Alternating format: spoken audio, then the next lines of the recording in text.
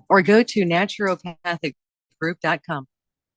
Will Shakespeare here. Back in my day, I invented over 1,700 slang words like swagger, bedazzled, and my personal favorite, besmirch. But even I have trouble understanding slang words like yeet or bougie or... This is fire. Actually, it is extremely smooth Shakespeare vodka. Okay, boomer. See what I mean? But there is one word that describes the pure quadruple distilled spirit crafted from an 8th century Polish recipe the first time you try it. So lit. I couldn't have said it better myself. Shakespeare vodka. So lit. Hey, football fans, Michael Vick here. They say I transformed the quarterback position. The fastest ever, the strongest arm, the most rushing yards. They call me a game changer. I say BetUS.com changed the sports betting game.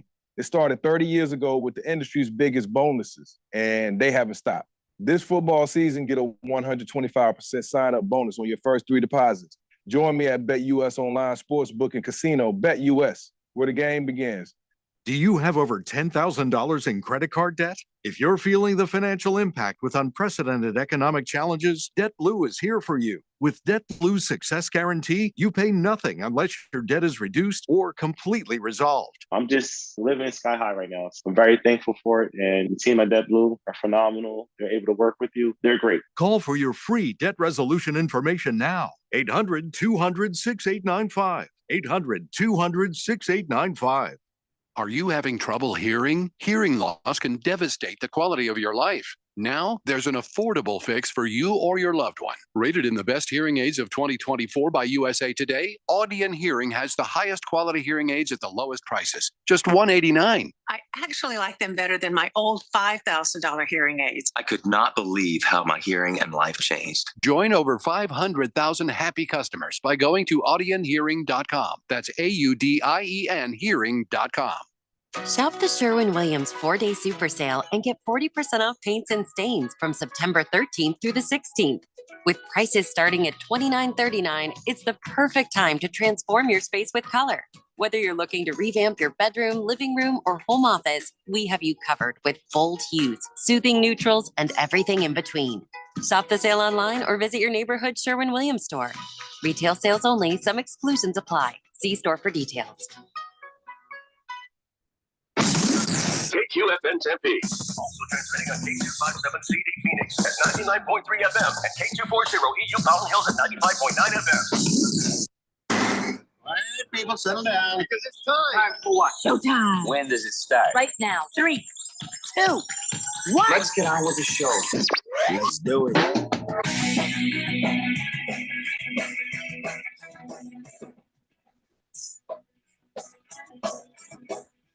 All right, everybody, it's Friday here on the Daily Blender. I'm your good friend, your radio pal, Jeffrey O'Brien, alongside Randy White.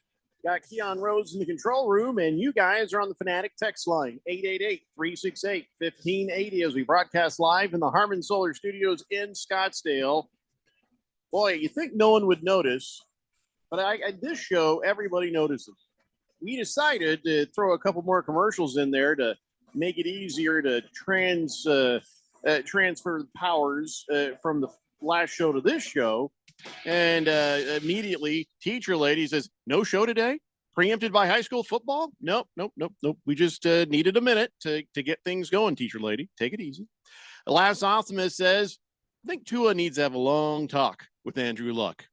Yeah, I'm sure that's probably a good idea. We'll get to that here in a minute. Going to give you the breaking news first. The breaking news now. News flash. This is breaking news. Chris McCaffrey is out and heading to the IR. He's going to go on injured reserve. So all you first round pick with the first pick kind of it's too bad. Sorry. Hope you got the other guy.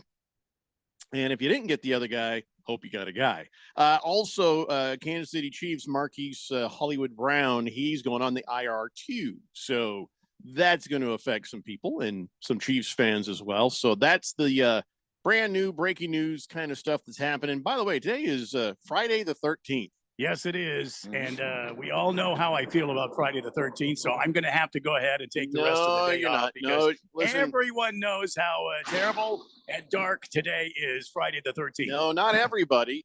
actually, they did a poll, and when they asked people, do you think Friday the 13th is an unlucky day? 80% said probably not to definitely not. Well, they don't know what the hell they're talking about because I agree with those people. I'm telling you right now. That's why I mean, this 13 is is my number.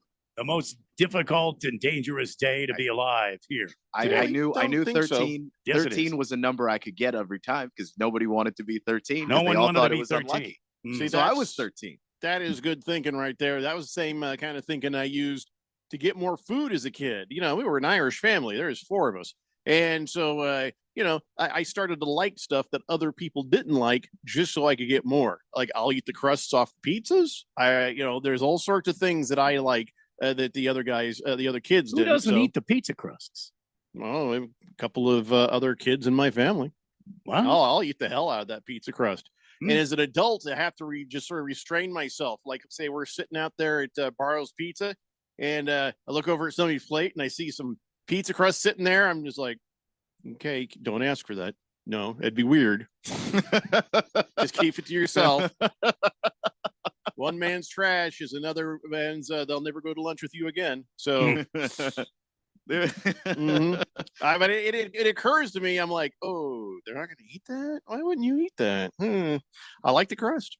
I also like the heel on the bread or the end I like of that the too. bread because that holds the jelly nicely in your Oh, jelly yes. toast. Yeah. Yeah. Also, makes last night I used a term which it seems like everybody around me was not akin to.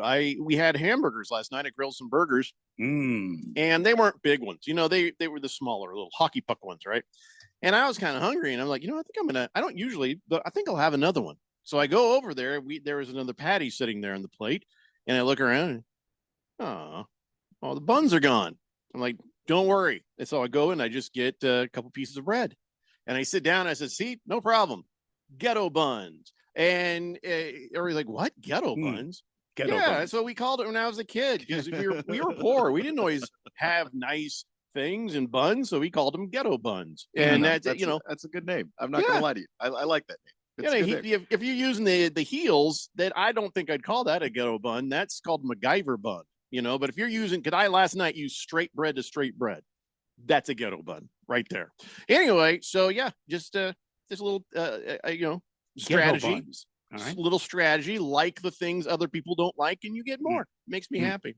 Also, today is National Hug Your Boss Day.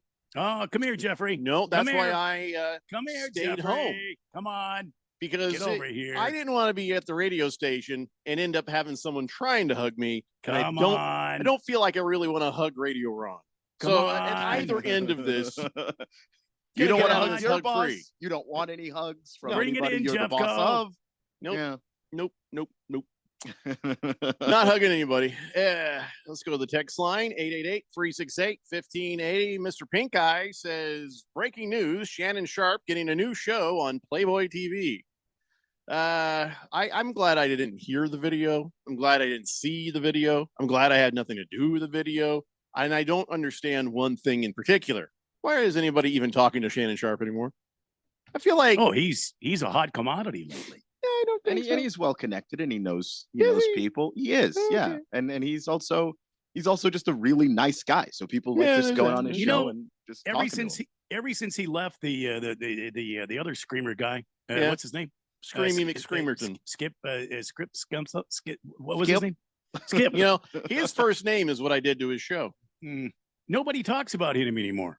But Shannon Sharp is still like a household name. I mean, he shows up everywhere. He's got his own podcast, which I understand is doing well. Radio Ron says, between Friday the 13th and not wanting to be hugged, I am nowhere to be found today.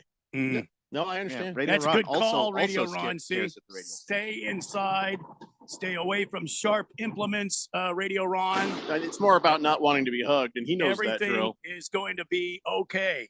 Don't worry. Rodney Johnson says, why is there somebody named Rodney Johnson? Is that like your I don't actual know. name? I don't know. This is the first I've ever heard from Rodney.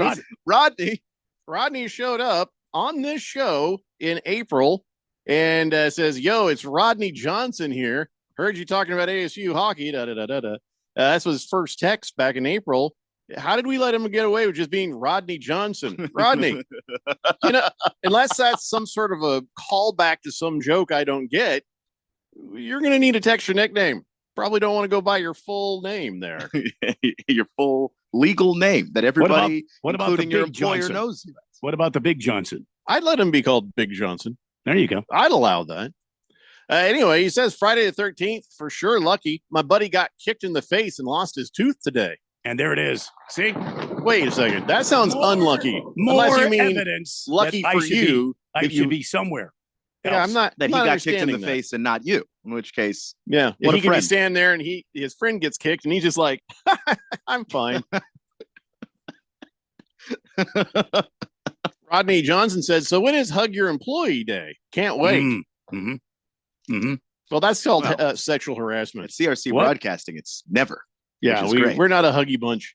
You know, there have been times I think where Radio Ron is something's been up. You know, there's been life over the last 10 years, and I feel like he's standing there and he kind of goes like this with his hand to my shoulder, kind of like, and he almost wants to like. It's almost like he might want to hug, and then he's just like kind of awkward, like kind of like on the shoulder like this, just like They're there. yeah, we're not doing this. Yeah, Okay, like when moving you on. have a friend who's like really going through it, and You know what I think a the hug world would probably needs? help him. But I don't. I think the world needs more of what we saw last night on Thursday Night Football when the head coach of the Miami Dolphins kissed on the cheek his recently concussed quarterback. No, I'd quit. Kissed him right on the face. That's actually, he's going to get sent to HR for sure. I think the world needs more of that. Yeah, first off, that little coach is weird. Can we all agree to that? Mike McDaniel is just a weird little guy. You mean he's weird? He's a weird little guy. He's weird in the way that like guys like him from Miami are weird. He's weird in the way No. that he wears those weird looking short pants. He's just a strange cat. I don't With mean no socks. to say I don't like him, but he is just an oddball. And to go up to a guy who just got a concussion, what did you think? You're going to kiss the boo-boo, make it better? It's not how that works. Okay. And I he's think got it a was- big, sweaty, dirty head. Now you're like all over it. I think it's fantastic. Good for him. Should to be kissing people on the head. That may have been Tua's last time on the field, and he probably wanted to give him, an appropriate send off. He's like, I just want to taste him one last time. As long as it's not the Robert Kraft Brady send off, I think Right on the I think right we'll on be- the mouth. No, I think we'll be all right. No, we don't really need the sound effects for that one. I mean, I'm actually begging you for not the sound effects of that one. Look Oh, gosh. we're on one. We're all one big family here. Titty. At least wait until I get my mouth guard I'll out. turn my He headphones walked- down. That's Tom not- Brady walked away after that going, wasn't I chewing gum? What? What? Where did that? Where'd my gum go? Huh. Fala 51 says, my best friend had the worst birthday ever. Well, my older sister, Friday the 13th, also her birthday today. See? September the 13th, by the way, is not always on a Friday. No. But, This year it is. She's having plenty of good luck.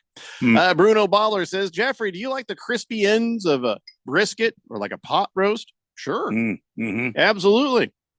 I mean, Yeah. to a point. There's sometimes as like part the- of it, you're like, sometimes especially with the brisket, what's in there is so crispy. Mhm. It's actually it's just burnt. It's yeah, I want to eat it. I don't want to carbon date it.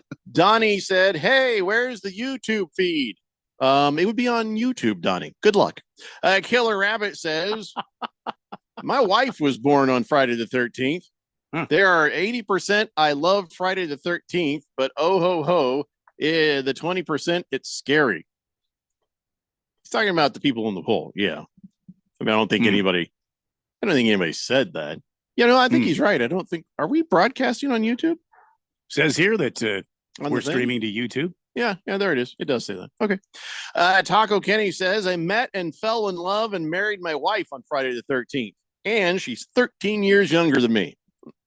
In one day, It's a lot of good You luck met on 13 right there, pal. and then fell in love and got married in one day, and it was Friday the 13th. I think on the same day. I don't think he meant like Look, it that all is a happened in man- one day.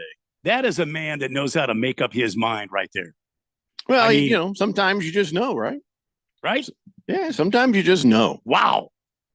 I got put up. My wife, I knew right away, and I never asked. And then she made a comment like, she's like, "I am never getting married," and I was like, "All right, fine. I'll just be a good boyfriend." And then later on, I was informed that she had changed her mind by her, and I was like, "Oh yeah, okay, let's do this." So, yeah, you just, you know, when you know, Randy, you know, Yes. you know. Well, I know. I understand. When I saw Miss Kim for the first time, I knew. Walter Mellon says, guys, did you hear about Shannon Sharp's new podcast? Shannon Sharp After Dark. Yeah, No. how about Shannon Sharp? Turn didn't- off your phone. He didn't even apologize. He's like, I'm not going to apologize for being a healthy man. Just How not about going you to apologize for being dopey and forgetting to I'm turn just off your like, stupid yeah, phone on But Instagram. You did stream your health to the internet, which we didn't want to see. I don't care if he apologizes. I mean, it was an accident. You know, whatever. I don't care. Yeah. Irish for me says Notre Dame or Purdue. Well, you know what? Hold on. We're not going to answer that. Irish for me. Keon Rose is going to have Keon Rose's college football dance party coming up in the next hour after the around 4:20, because he says he likes to do things at 4:20. I'm assuming this is what he means. Why do you like to do things at 4:20? No Keon? reason. None at all. Is there like a specific reason 4:20 is? No, not standing really. out? Yeah, Just feels good. Yeah, it's just, all right. just very Sort of euphoric, is it? Yeah, just for you some to very, very chill handle numbers, business that's at 4:20. That reminds me, I gotta get some snacks. Harry Soap says you were talking about Shannon Sharp, and Keon says that Shannon is quote well connected. And? I don't understand. Yeah, he knows a lot of people. What do you mean? Are you not? Oh, do you mean like connected? he was well connected in her docking port? That, I mean, is that what you? I mean, Yeah, but that's not what we asked. You asked why do people talk to Shannon Sharp? Because he knows a lot of people. Teacher lady says you saved me from using my full teacher name, so I thank you for that. Oh yeah, no, you can't have your employers knowing. Oh, when you especially listen to not your this. employers. Oh boy, Good Yeah. lord. Swazman says, yeah, what if you're self-employed? Give yourself a hug, Swazman, or just hug one of those puppies. Or take the afternoon off because it's Friday the damn 13th. Yeah, it's fun. Hamlin Porter says, things I learned during the ASU game last night. They have a lineman named Long Wong. No, they don't. Do they? Here's what happened. Last night was watching the Thursday night football game, and it was bad and it got worse in a hurry. And I'm like, sitting there going, huh. And then I was reminded ASU's on. I'm like, oh crap, turn it on. So I did get to see the second half of that game, and I did not see a Long Wong. Did anybody see a Long Wong on the No. ASU football game? His name is Blazin Lono Wong. There is nobody named Long Blazin' Wong. Wong. Yeah. Ooh, that sounds like you need to go to the free clinic. But If you've got a Blazin' Wong, it's a hyphenated last name, so You're it's gonna not want a just ointment? Blazin Long. It's Oh. Lono Wong. wonder what Lono means. It's a cool name either way. I don't care. I believe Lono means long. Why don't I have a friend named Blazin? I should have a friend named You Blazin. should have a friend named Blazin. Everybody should have a friend named Blazin. Also, Well, you know, the he's- Diamondbacks have a pitcher named Blaze Oh no. Chacon, and he I don't want Blaze. I want a Blazin. he's, Blazin. Yeah. He's that's why I chose 420 as my time. Anyway, the 6'4", 290 pounds. I dare you to call him Long Wong to his face. Yeah, Um, Hamilton Porter. I would not do that. You shouldn't do that, Hamilton Porter. you think he hasn't heard that before? Oh, no, he probably hasn't, because that's a stretch. Plus, I think he's kind of cool because he's from Hawaii, according to his ex account. Why does being from Hawaii make you cool? Everybody from Hawaii is chill. He's chill, man. Yeah, you know, know- I don't think I can argue that. Everybody there is pretty chill. He's living the Hawaii life, the aloha life. He's on island time. Yeah, man. Chill. Bala 51 says, my best friend has the worst birthday ever. He was trying to say it's February the 13th, right before Valentine's Day. Oh, yeah.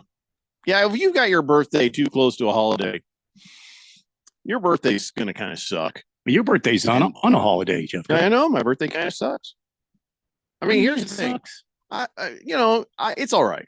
But when I was a kid, I had low self-esteem because I thought that everybody was dressing up ugly because to make fun of me. You know what I mean? I swear to God, that's what I thought when I was little. I was just like, this is just a little rude. And then I found out what it was really about. And I'm like, okay, well, at least we get free candy. That's nice. And then I got all the dumb jokes about my birthday over and over and over. Yeah, and guess what? I'm over my birthday being on Halloween. Just saying. Can we celebrate it on a different day? You do what you want. Salty Blue says, how hot is Miss Kim? How hot is she? She's really hot, Salty Blue. I don't know. It's none of your damn business. Yeah, I don't know what you're. And if you're inferring that you want to get no, but she is pretty hot when she is out in the sun. She's too hot for you, Salty Blue. She's too hot for you. Yeah, Keep your eyes on your own work. Yeah. All right, we got to take a break. Salty Blue. Let's come back and talk a little bit more about ASU. I want to get Keon's thoughts on that because, again, another close one. I want to know, what does that maybe mean?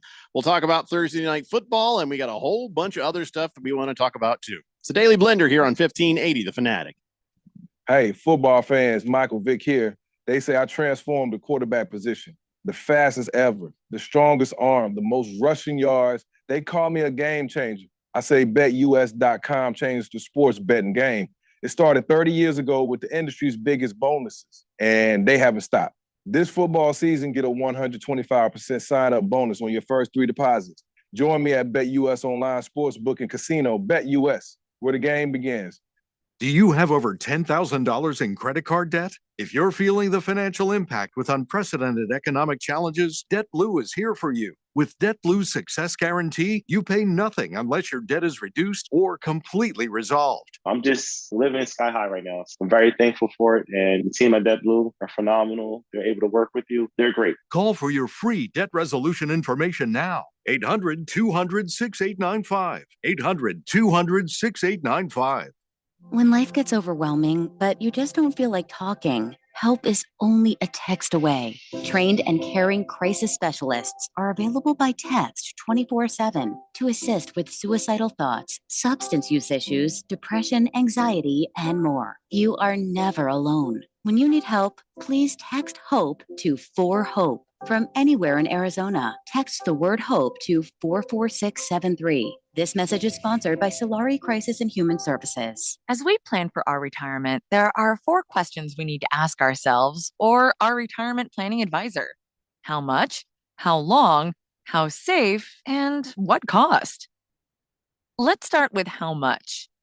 That is, how much income we think we'll need each and every year for the rest of our lives, including all the activities we want to enjoy during our retirement, like travel, recreation, and entertainment.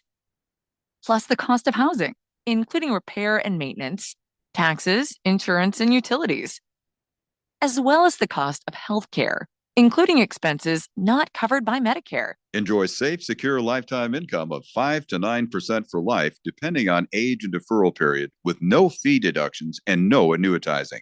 Guarantees rely on the financial strength of the insurer, so let's compare free in Scottsdale. For more, visit IQannuity.com, IQannuity.com, IQannuity.com. Ralph? Yeah, Neil. Why is that moving truck out front? And what are all these moving boxes doing here? Haven't you heard? The Weekend Warriors are moving to Sundays at 8 a.m. Yeah, we'll be the best pro football pregame show in the Valley. I'll break down the Cardinals each week. I guess I can break down the Cardinals' opponent each week. And we'll have a weekly segment with last-minute fantasy football advice from the king, Scott Engel. So what are you going to do, Ralph? I'm just going to be right all the time, like always. Whatever. It's the Weekend Warriors Football Sunday. Starting in September. At 8 a.m. on 1580, The Fanatic.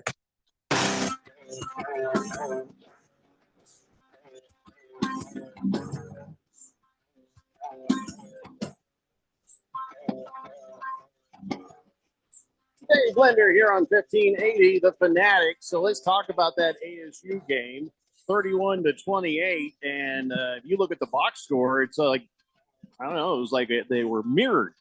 They both scored a touchdown in the first quarter. They both scored 2 touchdowns in the second quarter. They both scored a touchdown in the third quarter, but only ASU got a field goal in the fourth quarter. That was scary. Too close to call. But then if you look at the actual playing, this McLeod quarterback was having himself a day. He had 4 touchdowns and, just under 300 yards. Levitt did okay, but he had an interception. But then again, so did the other guy. Scadaboo was the big difference. He was the stud of the game. And if you look at the tail of the tape, their 2 turnovers are just about exactly the only difference in stats. They had the ball for the same amount of time. They had, the Bobcats had 400 yards of offense. ASU had 347. But, they just seem kind of evenly matched. Although I feel like, I don't know, it just felt like coming from behind. I know that the Bobcats were up probably 21-7 at one point, and then ASU came back in that second quarter. So give me your thoughts on what you saw, Keon. Sam Levitt's better than that stat sheet says. He's the reason they came back. More than Scadaboo. Okay, because remember, I joined in later. Yeah, they were down 21-7, and then Levitt has the deep shot to Tyson, far left side of the field, and then Tyson has a little bit of spinning around that he uses to get from about the 10 to force his way into the end zone. And then it was on the possession after that, ASU gets the stop, and Levitt takes off and has a big chunk run, and his legs were actually the thing of the day. When you look at the yardage, the second highest rusher right after Scadaboo was Sam Levitt. Like, Levitt really was a big factor in bringing ASU back in that game. And anytime they needed to make a play early, it was Levitt.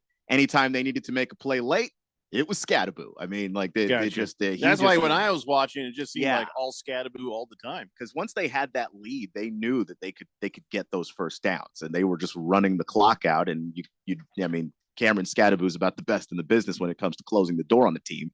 So I really liked that. I also thought the defense came up really huge in that second half, because there was a point where they were both tied 28-28, and here comes Texas State Bobcats driving down the field.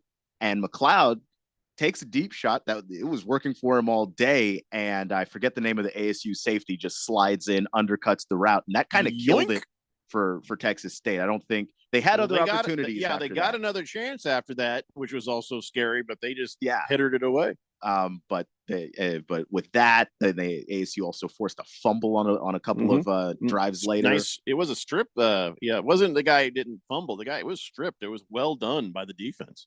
Yeah.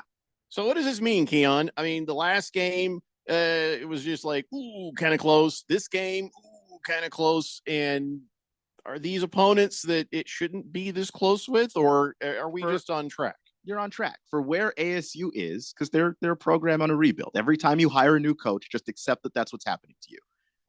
ASU is in year 2 with a head coach who's trying to build a culture and get some of these guys that he's recruited, that he's brought in here out onto the field, which sometimes takes 2 to 3 years. Guys are not ready as freshmen, so they start to show up as sophomores and juniors. And we're starting to see some of those sophomores and juniors out there. And for where they are and what they've managed to accomplish so far, I think that, these are the kinds of games and these are the kinds of teams that are going to be close for you. I will say this, though. The Texas State program has come a long way with that new head coach. The head coach over there is young, just like our head coach for the Sun Devils. And he's got that program turned around, and they look sharp, and their defense is stout. But the Sun Devils, they did make a showing. They did finish out when they had to, because the Texas State, the Bobcats shut Scadaboo down for 3 quarters. It wasn't until the fourth quarter that he actually got something going. Yeah, and they were the 20th ranked defense when it came to tackles for loss in the country going into this game. They had 9.5 of them so far in just 2 games. Mm-hmm. So, and they had some more against Scadaboo, and I think they were under the impression that if they took Scadaboo out of the game, they were going to have it in hand. And it looked like that for a while until Sam Levitt took over. Yes. And once Levitt took over, it actually opened up a lot of things for Scadaboo, because now you can't just load the box. You have to be honest with your defense, honest playing deep because those shots were there and Levitt hit them. So like I think it was complementary football. The running game and the passing game were working together to give ASU the ability to come back in this ball game. So what's next? Who's the next opponent? You know, I mean, I feel like how's that going to go? Next opponent is Texas Tech.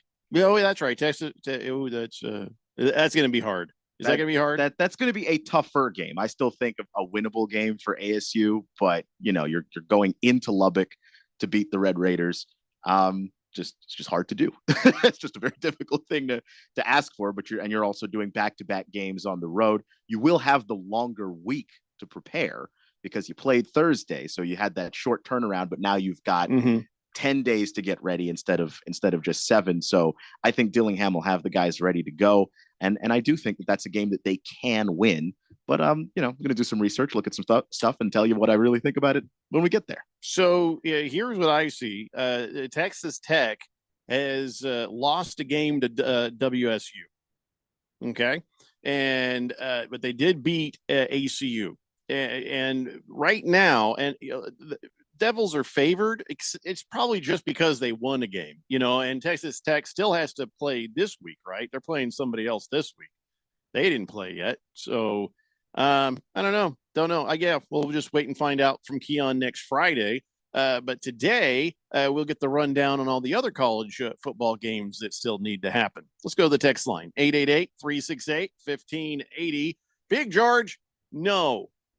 You know, I need like a little squirt gun for Big George, a little squirt bottle. Like you get off the couch, right? But only for George. George is like, ASU's going to college football playoffs. Get off, get down. What's wrong with you? It's like, no, not yet.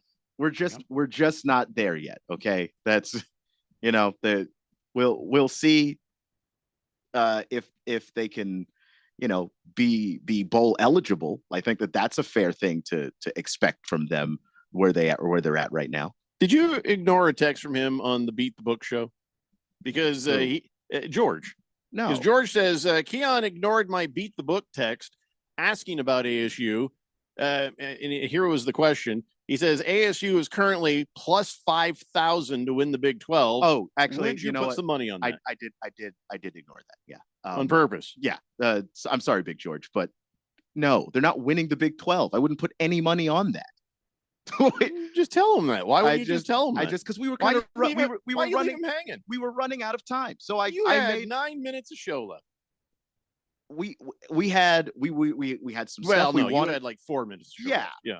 We had some stuff we still needed to get to. We had to get to the picks for the day. So yeah, I ignored the text about the thing that everyone knows. It's plus 5,000, Big George. Put $1 on it if you really, really like it. But like $10.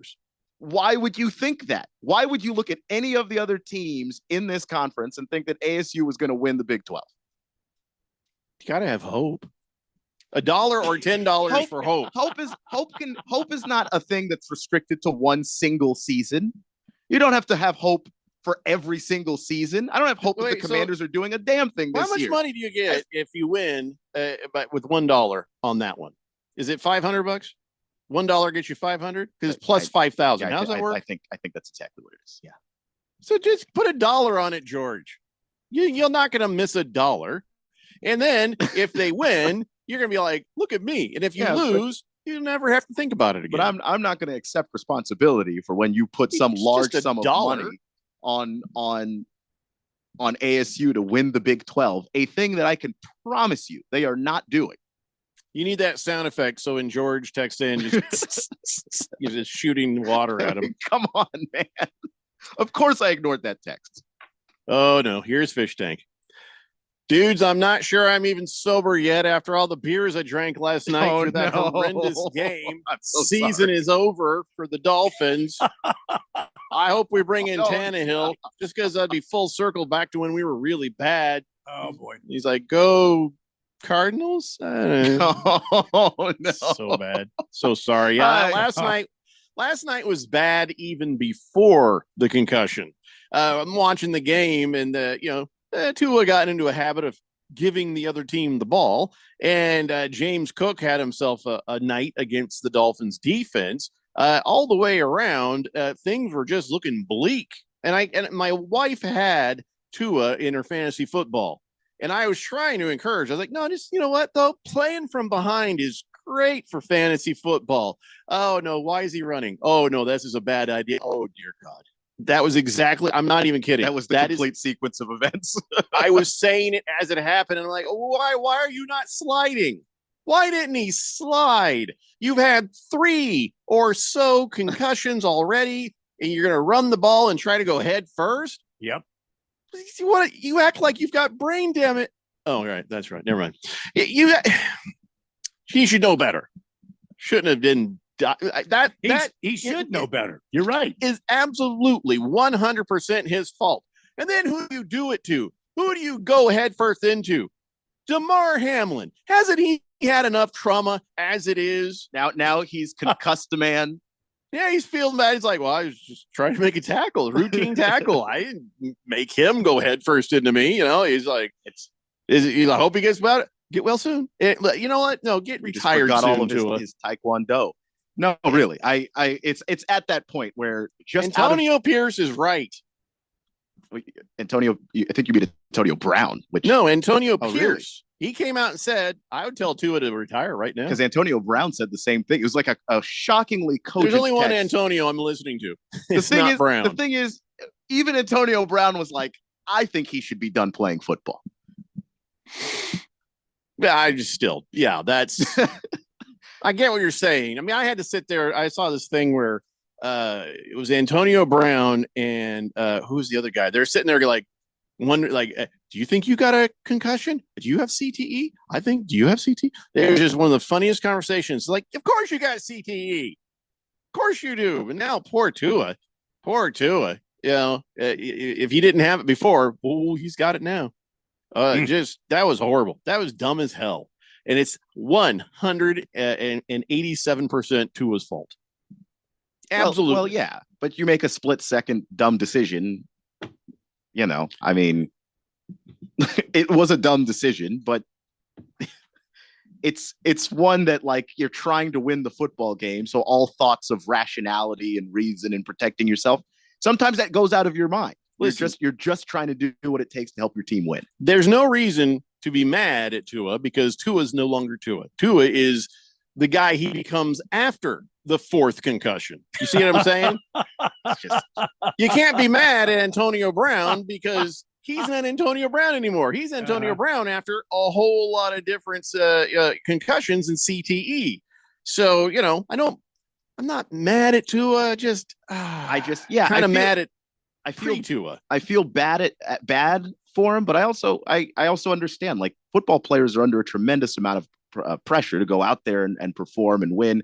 And you have to balance it. You have to balance protecting yourself with doing what it takes to win. And he didn't balance it well that time, you know, and you can balance it 99 times, but that 100th time you go out there and dive head first, that's it.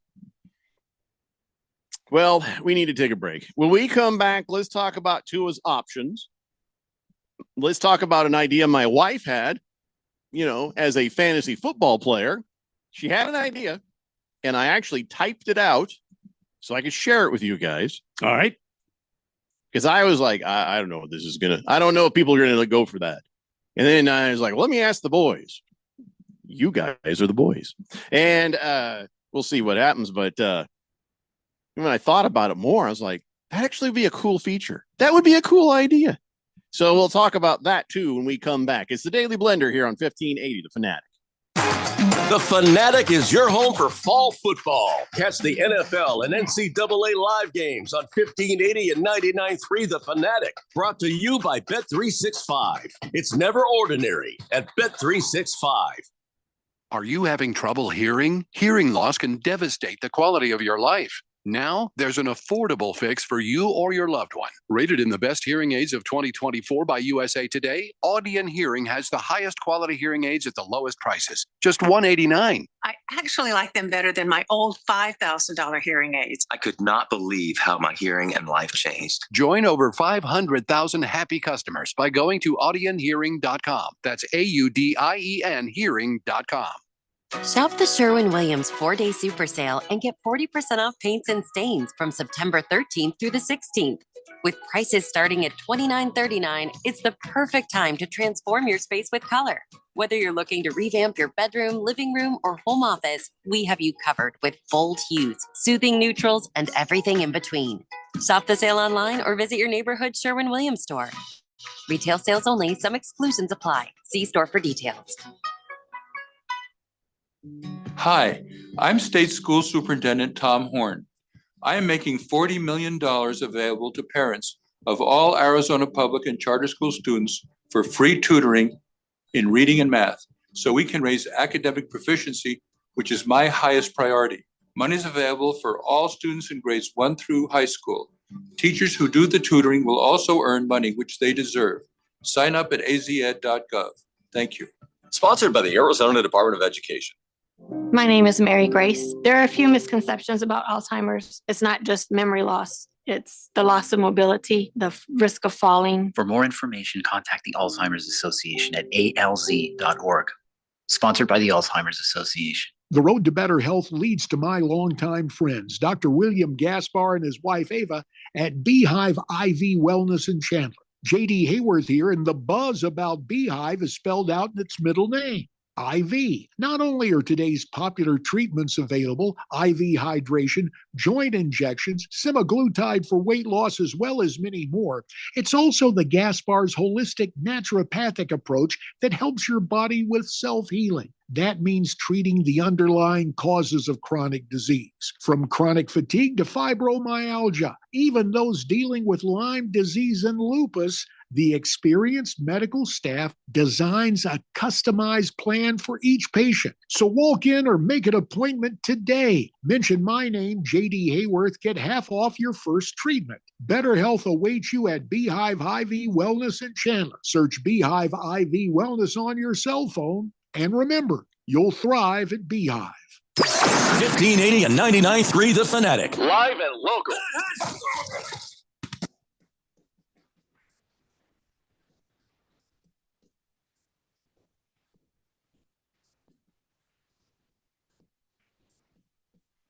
Hey, Blender here on 1580 The Fanatic. All right, we're talking about last night and Tua getting his umpteenth concussion.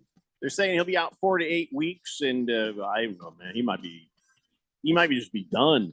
He's got to be thinking about it. But there are some issues with that. If he decides to retire, well, depends on what the doctors say and whose doctors. This could turn into a lawsuit unless the Dolphins are just kind of chill and cool about things. But nobody's chill and cool about $167 million, right?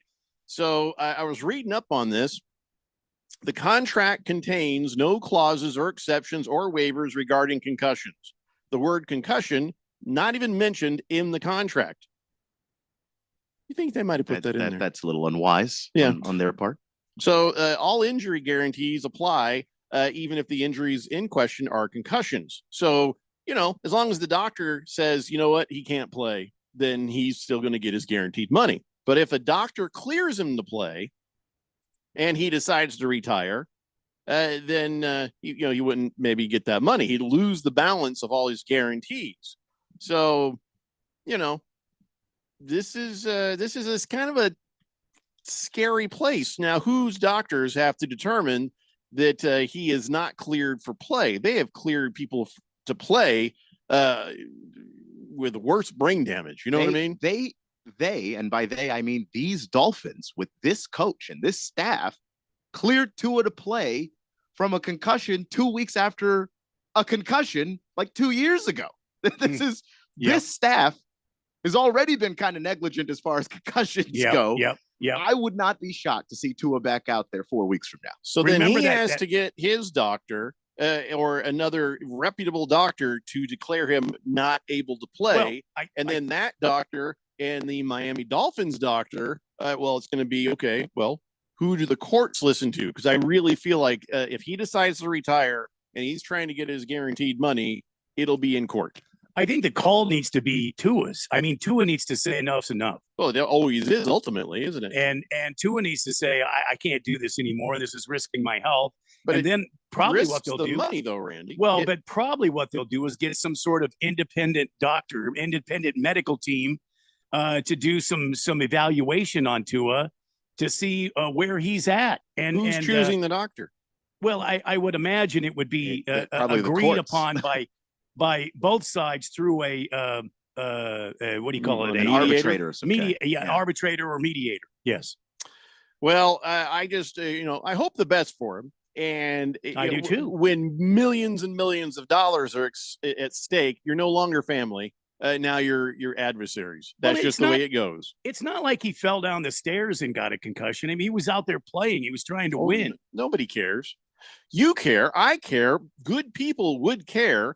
But when have you known the NFL to be good people? When have you known owners of teams to be good people? And Keon pointed it out right there. They let Tua go right back out there when we all sat at home going, what the hell are they doing? It just doesn't make any sense. So they're not looking out for his best interests. And especially now that he might have to retire, they're looking out for their pocketbooks. It's like, all right, that's show business. But I'm just saying, whatever the doctor is, that this is going to end up in court. I really feel like it might. If the Bills, after Damar Hamlin's situation, came out and said they were going to take care of Damar Hamlin, that's a whole different situation. That is not $167 million in guarantees. This is a player who died before our eyes on TV. That now becomes a PR situation that is bigger and heftier than whatever Damar Hamlin's wages were. He wasn't making much. You know what I'm saying? So that's a completely different thing. And Damar Hamlin didn't have a concussion once he was back from having his heart attack thing, or not a heart attack, but and then presumably he'd be able to play. So that's why he was there to tackle Tua. So, there was no adversarial thing there. In fact, it just helped the NFL that they were nice about that. The NFL and a team, Randy, is only going to be as nice as benefits them. Well, I understand that. Sorry to be so cynical. No, I understand that too. I mean, I am cynical. I'm not sorry. You're very, very cynical. Yeah. Just saying I'm not sorry. Sorry, not sorry. And Tua is at the beginning of this new deal that he signed, which is obviously the big thing there. That the Dolphins next year are going to owe him in the ballpark of $25 million. That's just the base salary. That's not anything else. And then the next year, he's set to make 39. And the year after that, he's set to make 31. And the year after that, he's set to make $41 million. So it was suggested that there might be a thing where they settle, like the Dolphins and Tua's guy. They sit down and say, "Hey, listen, so let's just let's be done with this. Let's not turn this into a thing." And they agree to a number. That is more likely, I think, than court. Because it's bad PR for the NFL. Mm-hmm. And even if you only get half your money, that's still lottery money. That's $80 million.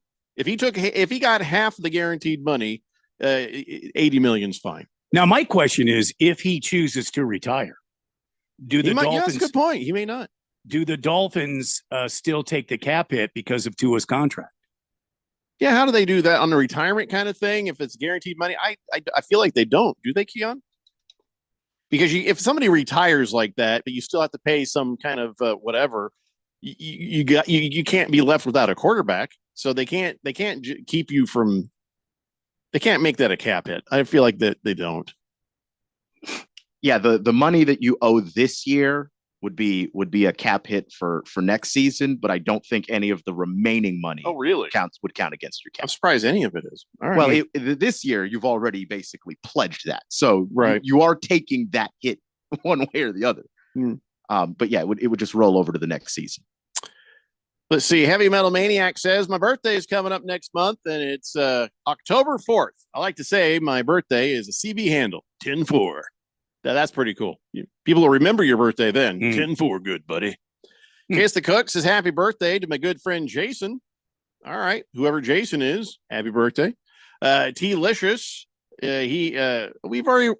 Don't send me the picture of that. We've already done that joke. He says it's that time of the week. Bring it, Vikings. Oh, great. Okay. Take it easy, 49ers. Cowboy Sparky says playoffs. Playoffs. Silly Wabbit says, Big George, you could just text in when Keon starts his overnight show. That's Moist One says $100 would pay you $5,000. Oh, so $1 on plus $5,000 gets you $50. Okay. I mean, well, that's what Moist One says. That's still a lot for $1. Yeah, I'm just saying. What are you risking for $1? But if you really want, put down 10 for 500. Yeah, whatever. George, you're a lawyer. You got money. I think you'd be better off walking to a vending machine and putting your $1 in there because then you'd get food out of it. But, do what you want. No, I agree. Baker's Cocky Hen says, I have Tua and Tyreek in one league. You're going to lose. Hope you're good on the waiver wire. Big George says, I saw that the Tua Foundation received over $16,000 in donations overnight, with a large majority coming from Bills fans. Bills Mafia is helping support Tua after the quarterback injury on Thursday. That's actually kind of touching. Yeah, that's nice. They Bills fans are like that. They've been known to do things like that. They are charitable. Yeah. Ghetto Girl says, no neutral doctor in their right mind will say Tua should play again. Way too much liability. You overestimate the soul of the NFL. Mr. Wilbur says, gentlemen, the Dolphins are not stupid. I guarantee they took out an insurance policy against him having another head injury like this. Sure they did. And if they do settle, there has to be a dollar amount, maybe half the remaining contract. Well, that's what I said. And the real question is, what does it do to the Dolphins' salary cap? Yeah, we kind of discussed that already. And he says, yeah, that's enough. All right. CK says, I'm pretty sure it does count against the cap. Yes, we have discussed this. Thank you.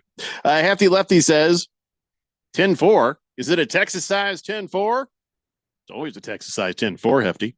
Big George says, Keon has a new overnight show. Well, see, not really. It's just that Keon is on every show.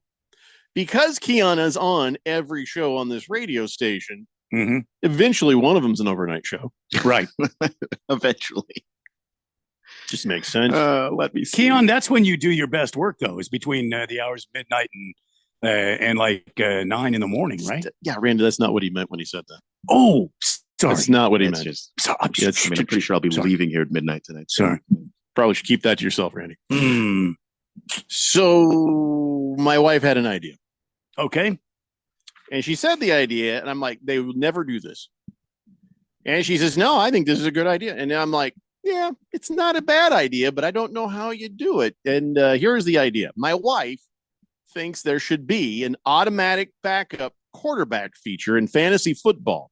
So if the guy is playing gets taken out of the game, then all of a sudden, your other quarterback gets to go in. So, and I said, well, hold on.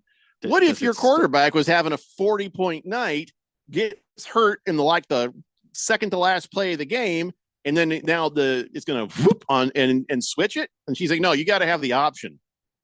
I was like, So what do you guys think of that? Interesting. I feel like your wife just invented best ball fantasy sports, which already exists, but it's essentially the highest point total from your team, bench or starters. That's what you get the points for. But that's not what she wants. She says specifically on the injury, and maybe that could just be an injury feature.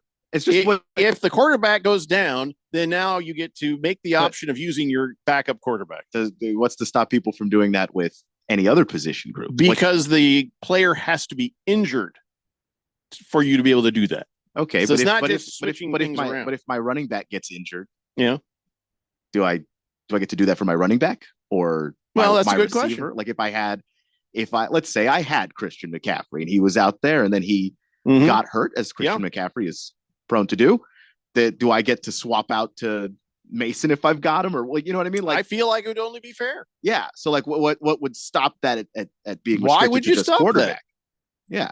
Why would you stop that? I If don't- this is a good idea, I don't then know. it's a good idea. I don't know how I feel about that. I know. 'Cause See, I think there's some. I think needed to there's take a some- minute with it too. There's some luck involved in fantasy football, and that's part of it. That's you know? what I said. We all play by the same rules. Mhm. And look, the Miami Dolphins were already losing, but Tua going out of the game could have been a catalyst that would have made them lose. So just like a real team, injuries sometimes are just bad luck, and you got to go with it. But my wife is like, "It's bull crap." She says, "Because I got Brock Purdy on my bench, and I think he's going to have a big week." I'm like, "Honey, I can't change that for you. I'm not doing Yeah. it." And we've all been there. We've all had the guy that gets hurt in the middle of the game, and you're like, wow, I had a healthier human being on my bench, Yeah. and look at that. There he goes, 25 points for me. The guy that I was playing, if he were healthy, he might have gotten 30, but he got 5 because he got hurt in the first quarter with 6 minutes left to go. Now I'm getting texted by her. She's like, "Hey, the quarterback is a huge part of the team, the core." She's thinking, well, it should only be the quarterback. But in fantasy football, the quarterback is not the core of your team. Like notably, Scott the King says all the time, don't rush for a quarterback. Don't reach for a quarterback. Why? Because McCaffrey gets you more yards. Jefferson gets you more yards. Chase gets you more yards. So if we're doing it with the core of your team, then that should expand to more than just quarterback, is my point. I think if you do one position, you got to do You them all. got to do them all. It can't just be quarterback. So, and I don't know how I feel about that. Yeah. Because to me that takes that little bit of luck out of it.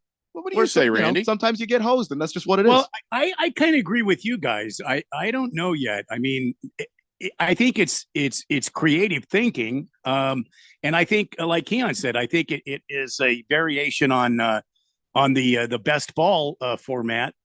But I can see Alex's point too, though, because you get burned, and you've got another guy on the bench. And let's say he comes in and he scores more points than your starter who got injured halfway through the game. And it's easy to say that she's wrong when your quarterback wasn't the one involved. Right. That rule change sounds incredibly appealing the very moment it happens to you. All of a sudden, I'd have a change of heart if yeah. That's what my wife is saying right now. She's blowing me up on text. She says they're the heart of the team, not as fantasy football, but to winning games, psychological effect. You'll see. Like, damn, as a Colts fan, that hurt. That I felt that. Yeah, there's a good chance that Anthony talking, Richardson could do the same thing. We're talking about fantasy in particular, so like that's the reason why I'm saying it like that. Obviously, on a real life team, Jaden Daniels goes down. I won't be at work Monday. I'll be crying in a corner still with my bottle of whiskey. That's just what's going to be happening. Well, I'll tell you what, this hour is over, so let's carry this over in the next hour because I want to know what the super fans think. Maybe some of them think it's a great idea. Maybe we can call up the fantasy football people and have them put this in. Who knows? But let's talk about it in the next hour. It's the Daily Blender here on 1580 The Fanatic. A Gain Scent Bead story. Jim was at the laundromat when he heard his ear said, "Maraca, senor," but his nose said, "Hey, freshest scent ever." Following his nose, Jim found a man pouring a bottle of Gain Scent Beads into the washer. The scent, the freshness. Jim blurted, "Sir, your scent Maraca smell amazing." Actually, Jim, most noses call them Gain Scent Beads. Try Gain Scent Beads. Way fresher than detergent alone. Hey, sports bettors, Jeffrey O'Brien here to tell you about my favorite sportsbook and casino, and that is BetUS.com. Football's back, so it's time to get in on the action. I endorse one sportsbook and casino, and that is BetUS. If you want a game plan to win this season, then check out BetUS. BetUS went large for you this season with a huge offer, a 125% sign-up bonus on your first 3 deposits. That's right, a 125% bonus on your first 3 deposits. BetUS offers value other sportsbooks simply simply don't offer. Gamblers insurance, crypto bonuses, and casino bonuses. Plus, they have all the products you need. Competitive odds, parlays, live betting, odds boosts, and prop betting. When you're ready to lay down your bet, give your bet an edge. Why not combine your sign-up bonus with knowledge? Get that knowledge with expert analysis, picks, and predictions on all major sports on their very own BetUS TV. Get started today at BetUS.com or give them a call at 1-800-MyBetUS. BetUS, where the game begins. Shop the Sherwin-Williams 4-day super sale and get 40% off paints and stains from September 13th through the 16th. With prices starting at $29.39, it's the perfect time to transform your space with color. Whether you're looking to revamp your bedroom, living room, or home office, we have you covered with bold hues, soothing neutrals, and everything in between. Shop the sale online or visit your neighborhood Sherwin-Williams store. Retail sales only. Some exclusions apply. See store for details. My name is Mary Grace. I lost my mom to Alzheimer's in 2017.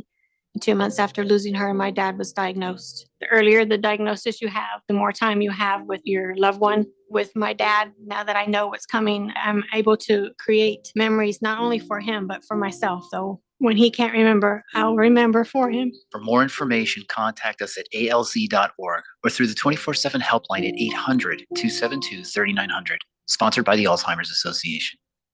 Will Shakespeare here. Back in my day, I invented over 1,700 slang words like swagger, bedazzled, and my personal favorite, besmirch. But even I have trouble understanding slang words like yeet or bougie or this is fire. Actually, it is extremely smooth Shakespeare vodka. Okay, boomer. See what I mean? But there is one word that describes the pure quadruple distilled spirit crafted from an 8th century Polish recipe the first time you try it. So lit. I couldn't have said it better myself. Shakespeare vodka. So lit. KQFN Tempe. Also transmitting on K257CD Phoenix at 99.3 FM and K240 EU Mountain Hills at 95.9 FM. All right, people, settle down. Because it's time. Time for what? Showtime. When does it start? Right now. 3, 2, 1. Let's get on with the show. Let's do it.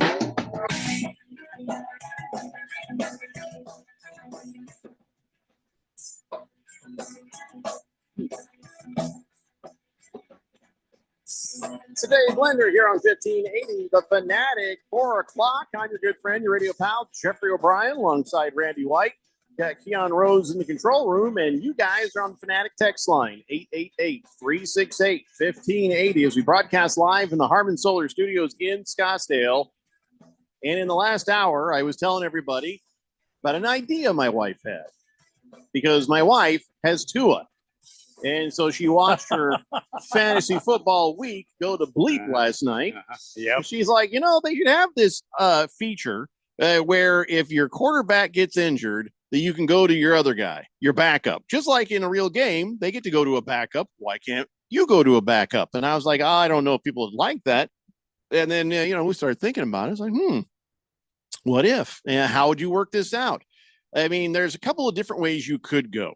One could be that the only players you're allowed to have in the fantasy football is the starter.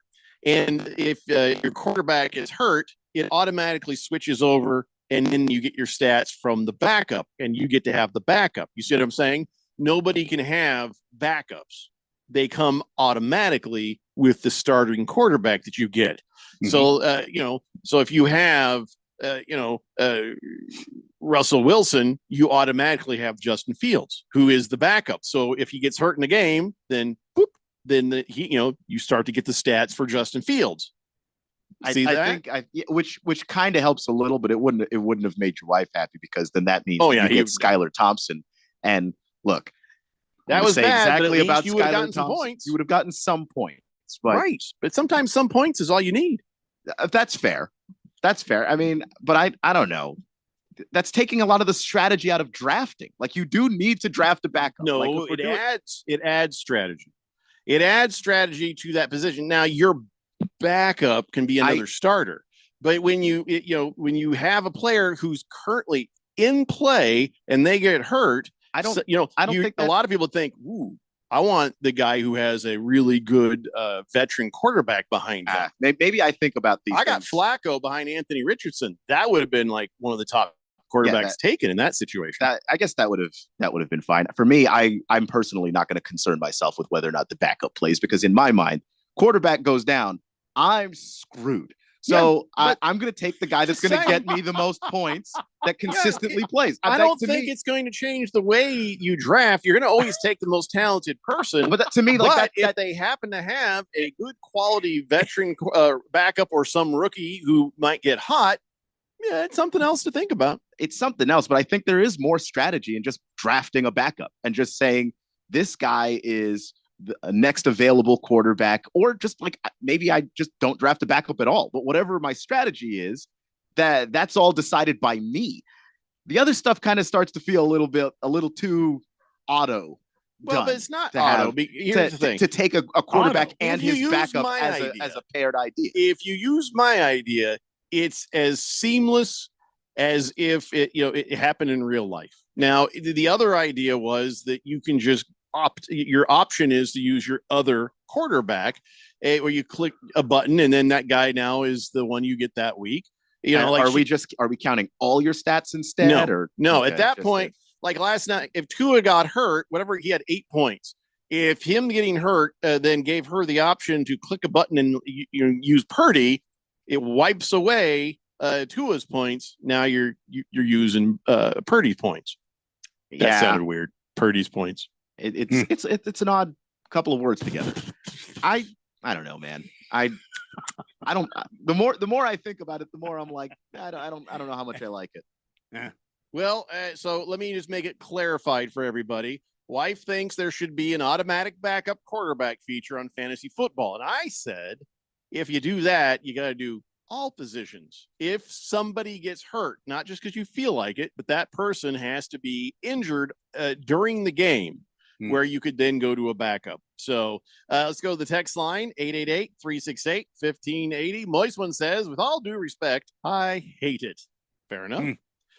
T-Licious says, I like her idea. 1 year, like back in the 2000s, the Cardinals knocked out my QB1 in back-to-back weeks, Bulger and Leftwich. But I got both sides. CK says, terrible idea, Jeffrey. As wonderful a woman your lady is, she's a woman. They always want the backup plan. You know what I mean? I don't know that's. I would not have worded that like that. I also don't know that I agree. I feel like if that was true, I wouldn't have lasted this long. No. There are some women that dated me that should have quit much sooner. Hefty Lefty says the league scoring is inflated enough that you can deal with the quarterback going down mid game. Oh, blow it out your ass, Hefty Lefty. Quiet Cannon says, hey, Keon, when are you going to sleep?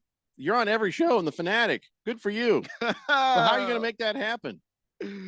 Yeah, it's not just Fanatic. Wilbur says, before Moist One beats me to it, wouldn't it be a likely thing that Jeffrey's wife always gets the best ball at night? Wow, he didn't even go there. He actually came at me with all due respect, Wilbur. What does that say about you? Stockton Slap says, time to give up on Dante Adams. I think he means Devontae. Should I trade him? If you can find anybody that wants him. Rough Rob says, listening to Keon and his thoughts about drafting another quarterback tells me he has no intention of winning the Blender League. He just knows. Average Joe says, if you do the backup thing, you might as well just draft position rooms like Dolphins wide receivers or Dolphins running backs. But that takes away the point of drafting individual players. No, see, I don't mean to confuse everybody. There's two ideas that are here. My wife's original idea is she says just a quarterback. I said you'd have to do it with all players.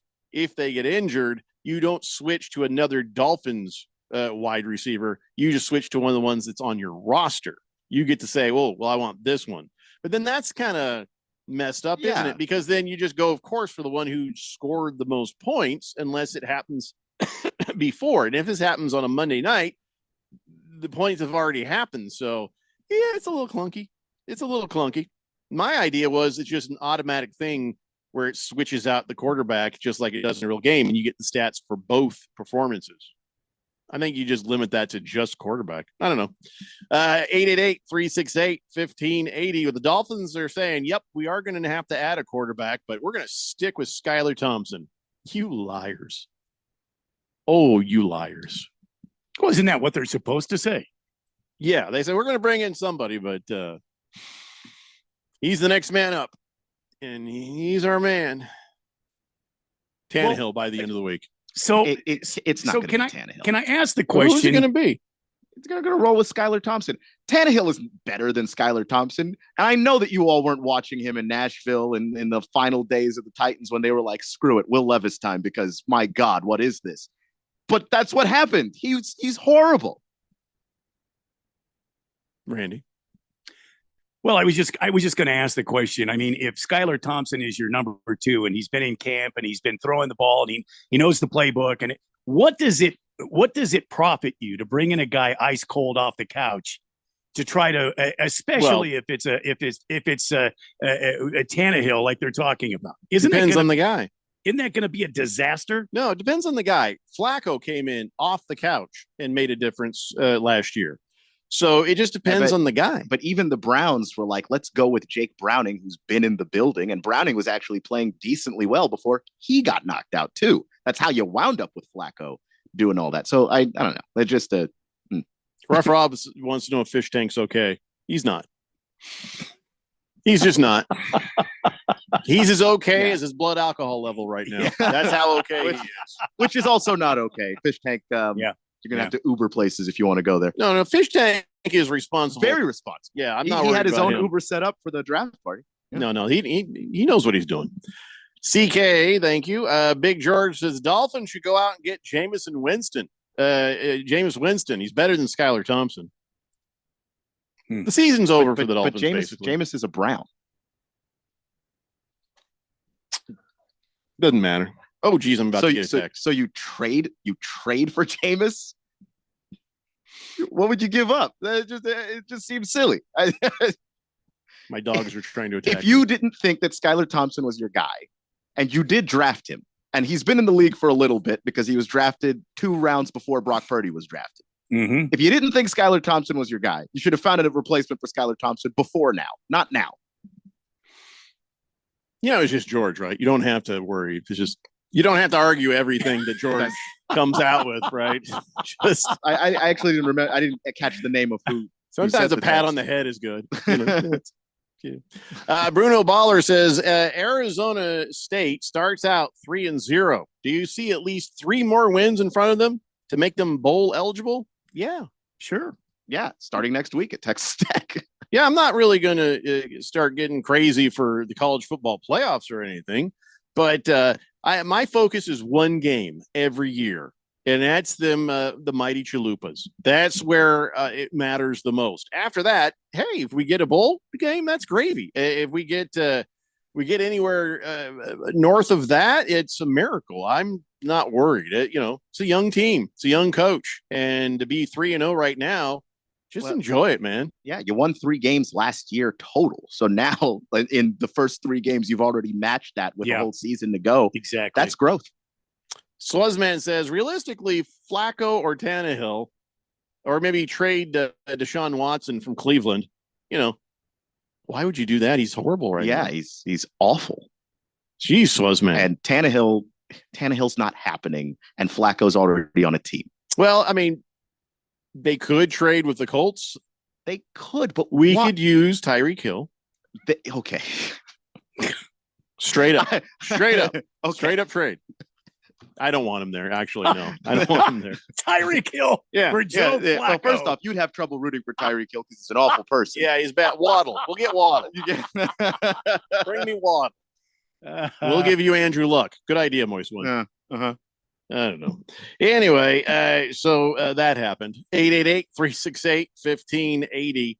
Yeah, I think she had a good idea, but that's like totally changing fantasy football. Yeah, like if you had a fantasy football, if you were trying to start a company that was trying to change the way fantasy football is played, that'd be a nice really, little feature. it'd be a nice little wrinkle that you can have to say this is what makes us different from everybody Right. else. And it wouldn't be standard. It would be a thing you could do in your league if you wanted to. Right. It wouldn't be forced. So Because it is a cool idea. I don't know how to feel about it as far as like just my main regular fantasy football goes. What if we did that in the blender leagues? How would you feel about that? Do you like the idea, Randy? I mean, I think I do. I think I do. Yeah. You like the idea if one of your players get hurt, I'll tell you that much. Yeah. Yeah. It's all dependent on, who you are. But for Would the we do most it part, only for quarterback? I don't like it just for quarterback.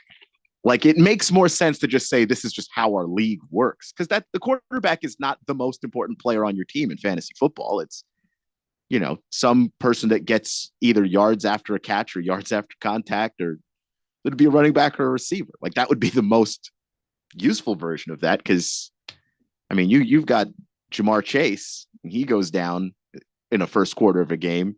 You're done. You're done for the week. Stockton Slap found a great T-shirt at a yard sale today. He took a picture of it. Did you buy it? It says, remember, this is back from 2001. This is back from when the Arizona Diamondbacks beat the Yankees in the World Series. Mm-hmm. And the shirt says, 9 Yanks can't beat a Johnson. That's funny. Yeah, I've seen that before. Funny. Yeah. Well, that's a radio station put that out. Power 92 back in the day. That was one of their T-shirts. Nicely done. How much did you pay for that? Stockton Slap. Bruno Baller says, do we get Keon's college football dance party tonight, or did I miss it? Nope. You're going to get that after the next commercial break. Oh, wow. Stockton Slap got it for $1. Wow. Oh, it's a yard sale shirt. Okay. So But that's still cool. that isn't my, Because yeah, that's I mean, not bad. in my experience with yard sales, like there's some really cool stuff at yard sales, but most of it's not great. So you come away with the cool thing. Awesome. Shouldn't be. I mean, see, there's the thing. I would want to bleach the ever-loving bleep out of that thing. You don't. You know what I Just mean? wash it. Just regular wash it. Why would you need to bleach it? I don't need some yard sale cooties, And That's what you're just use your regular detergent. So I don't buy clothing at thrift stores. I don't want to get thrift store cooties. Uh-huh. But so I don't know. There's some sort of special product for that. But Yeah, it's just detergent. Unless you think that the people you're buying stuff from are particularly disgusting in a way that no one else is. But for the most part, yeah, just wash it and you'll be fine. You never know what sick and depraved things people are doing in their clothes when you're buying it off a table. Mm. You know what That's I mean? true. Yep. I don't know. That's what you're washing it for. It might just be more imagination bleach. You know what I mean? I don't need to know. I don't want to know. Yeah, don't I don't wanna think ask about it. and then wash it. That's all. That's it. Yeah, I have a hard time wearing stuff other people have worn. Huh. That's just my thing, I guess. I don't mind buying a used car because you could clean the hell out of that thing. You know what I mean? You can get all the surfaces, whatever. But I don't know, for some reason, a used shirt or pants or then I'll go complete nut free if I ever. No, you buy your underwear. Yeah, I'm not brand new. buying. You buy your underwear used brand new. underwear ever.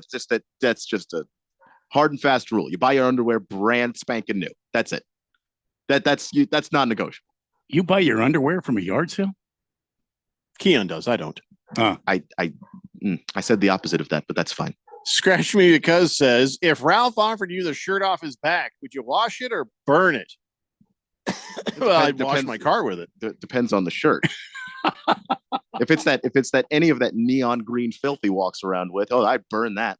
That's good kindling right there. I've seen it on TV where they get a stick and they tie it around it and you got a torch. You know? Oh, there you go. Yeah. Get it on some oil and explore a cave. Let it burn, baby. Let it burn.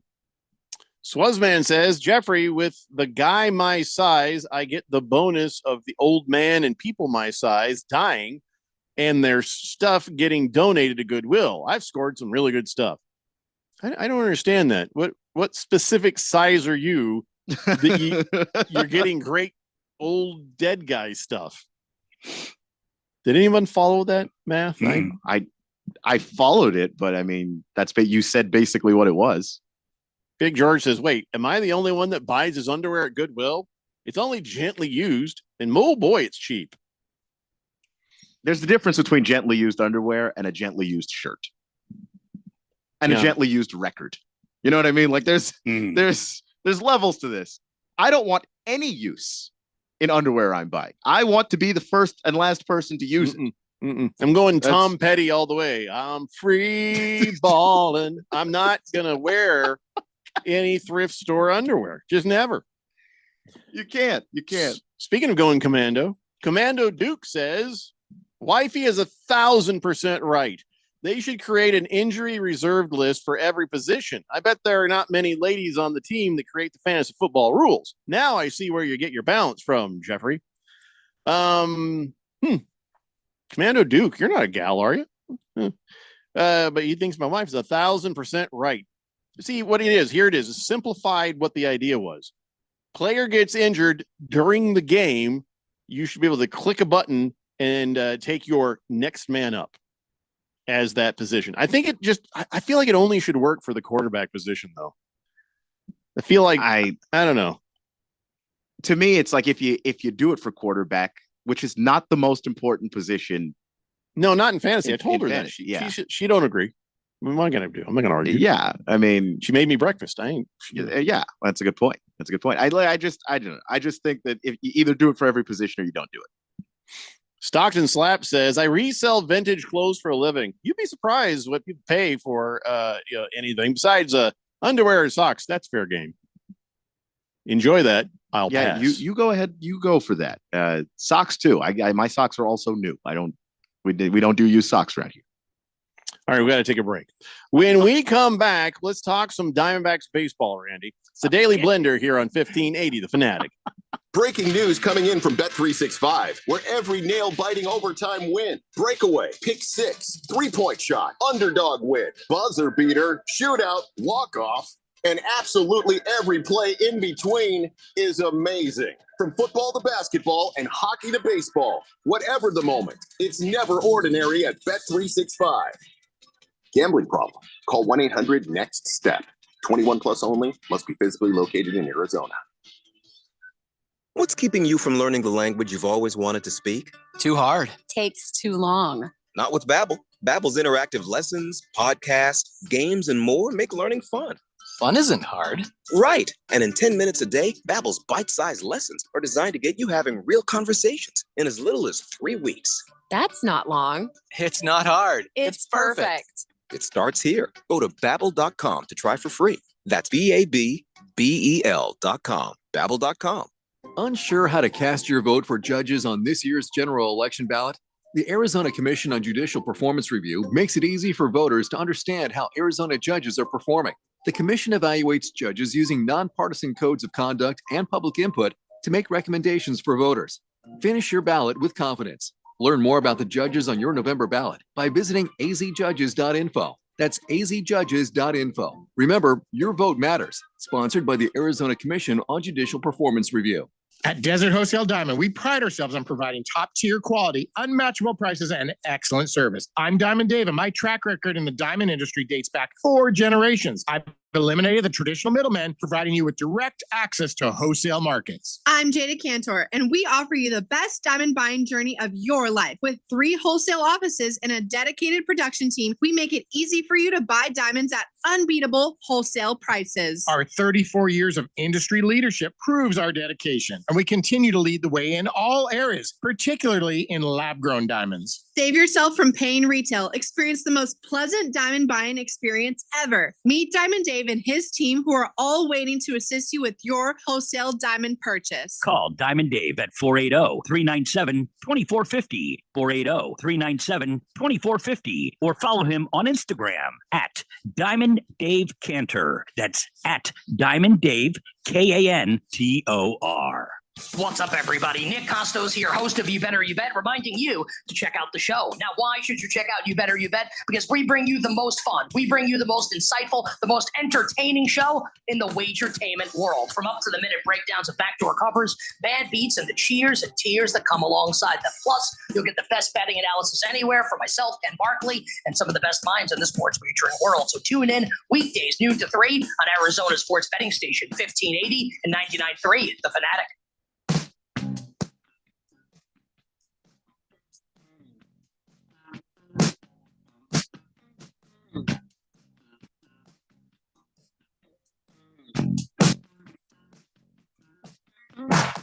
Dave Blender here on 1580, The Fanatic. Lois one says, you know what? I should be able to change 2 numbers in my lottery ticket after the drawing. If you only need 2 numbers, that's not bad. Chosen Ones this afternoon, gentlemen. While not a terrible idea, let's move on to real football. Will the Cardinals top the Rams this weekend with all their front line and wide receiver injuries? Also, keep in mind, used women's underwear always will be more expensive than new. We're not talking about the second thing, but I bet we can talk about the first thing, but not right this minute. So hang in there, Chosen One. We actually, I was about to talk some Diamondback stuff, and I realized, Randy, this is not the time for that. This is not the time for Diamondbacks baseball discussions. No, we had promised Keon that we would start this bit back up again, and let's go ahead and do that now. It's time now, ladies and gentlemen, for Keon Rose's college football dance party. All right, Keon. Big game tonight. I'm not going to say who it is because Jeffrey will, but it's a Big 12 showdown between 2 pair of Wildcats. The Stank Cats. The Wildcats versus the Stank Cats. The Stanky Cats. The Stanky Cats versus the Wildcats. Let's start there. Who do you got? Yeah, I think that this is a really interesting game that has the opportunity to be very high scoring because, I mean, you look at what Kansas State's been able to do. They've put up points, but their defense is also not great. So they're going to give up, I think, a lot of yards. Arizona is interesting. They struggled last week when they were playing NAU, the mighty Lumberjacks of NAU. Mm-hmm. And to be fair to NAU, best team in that conference, the Big Sky. But when they are the best team in Northern Arizona, damn straight. They were almost the best team in Northern and Southern Arizona. They were very close, and they did a lot of things defensively to take Hetero McMillan out of the game, the receiver for Arizona, and I think that they're going to make that a focal point of trying to get him the football against Kansas State to try and get things going. I think we'll have a better idea of what the Arizona Wildcats are after this game. Are they the team that struggled against NAU, or can they actually do something here against Kansas State? But I am leaning towards Arizona winning this game because I'm just not a very big fan of Kansas State's defense. They give up a lot over the top. So that's tonight on Fox. 8 o'clock, I believe, is the time. So it's another late one. Let's see here. Let's go and check in on this one. The number 4 Alabama Crimson Tide paying a visit to Camp Randall Stadium to take on the Badgers of Wisconsin. What's the outlook in this matchup? It's interesting because they scheduled this game, a few years ago, and when they did, this looked like a good game on paper. Alabama, Wisconsin, the big offensive lines going against each other, the size, the physicality. Bama's bringing that. I don't know that Wisconsin's bringing that. I've seen this Wisconsin team so far. They are 2-0, but I just don't buy that they've got the horses to hang with Alabama right now. Alabama is kind of doing what they always do. And look, like Jalen Milroe had a slow start, I think a week ago. But when you look at Wisconsin, I think Wisconsin's going to have to play a whole lot faster. And they don't. They're a very slow, plodding team. I don't know why. Luke Fickell is their coach, but he just hasn't been able to get them playing at the level of speed that they would need to beat the Crimson Tide with. I'm taking the Tide.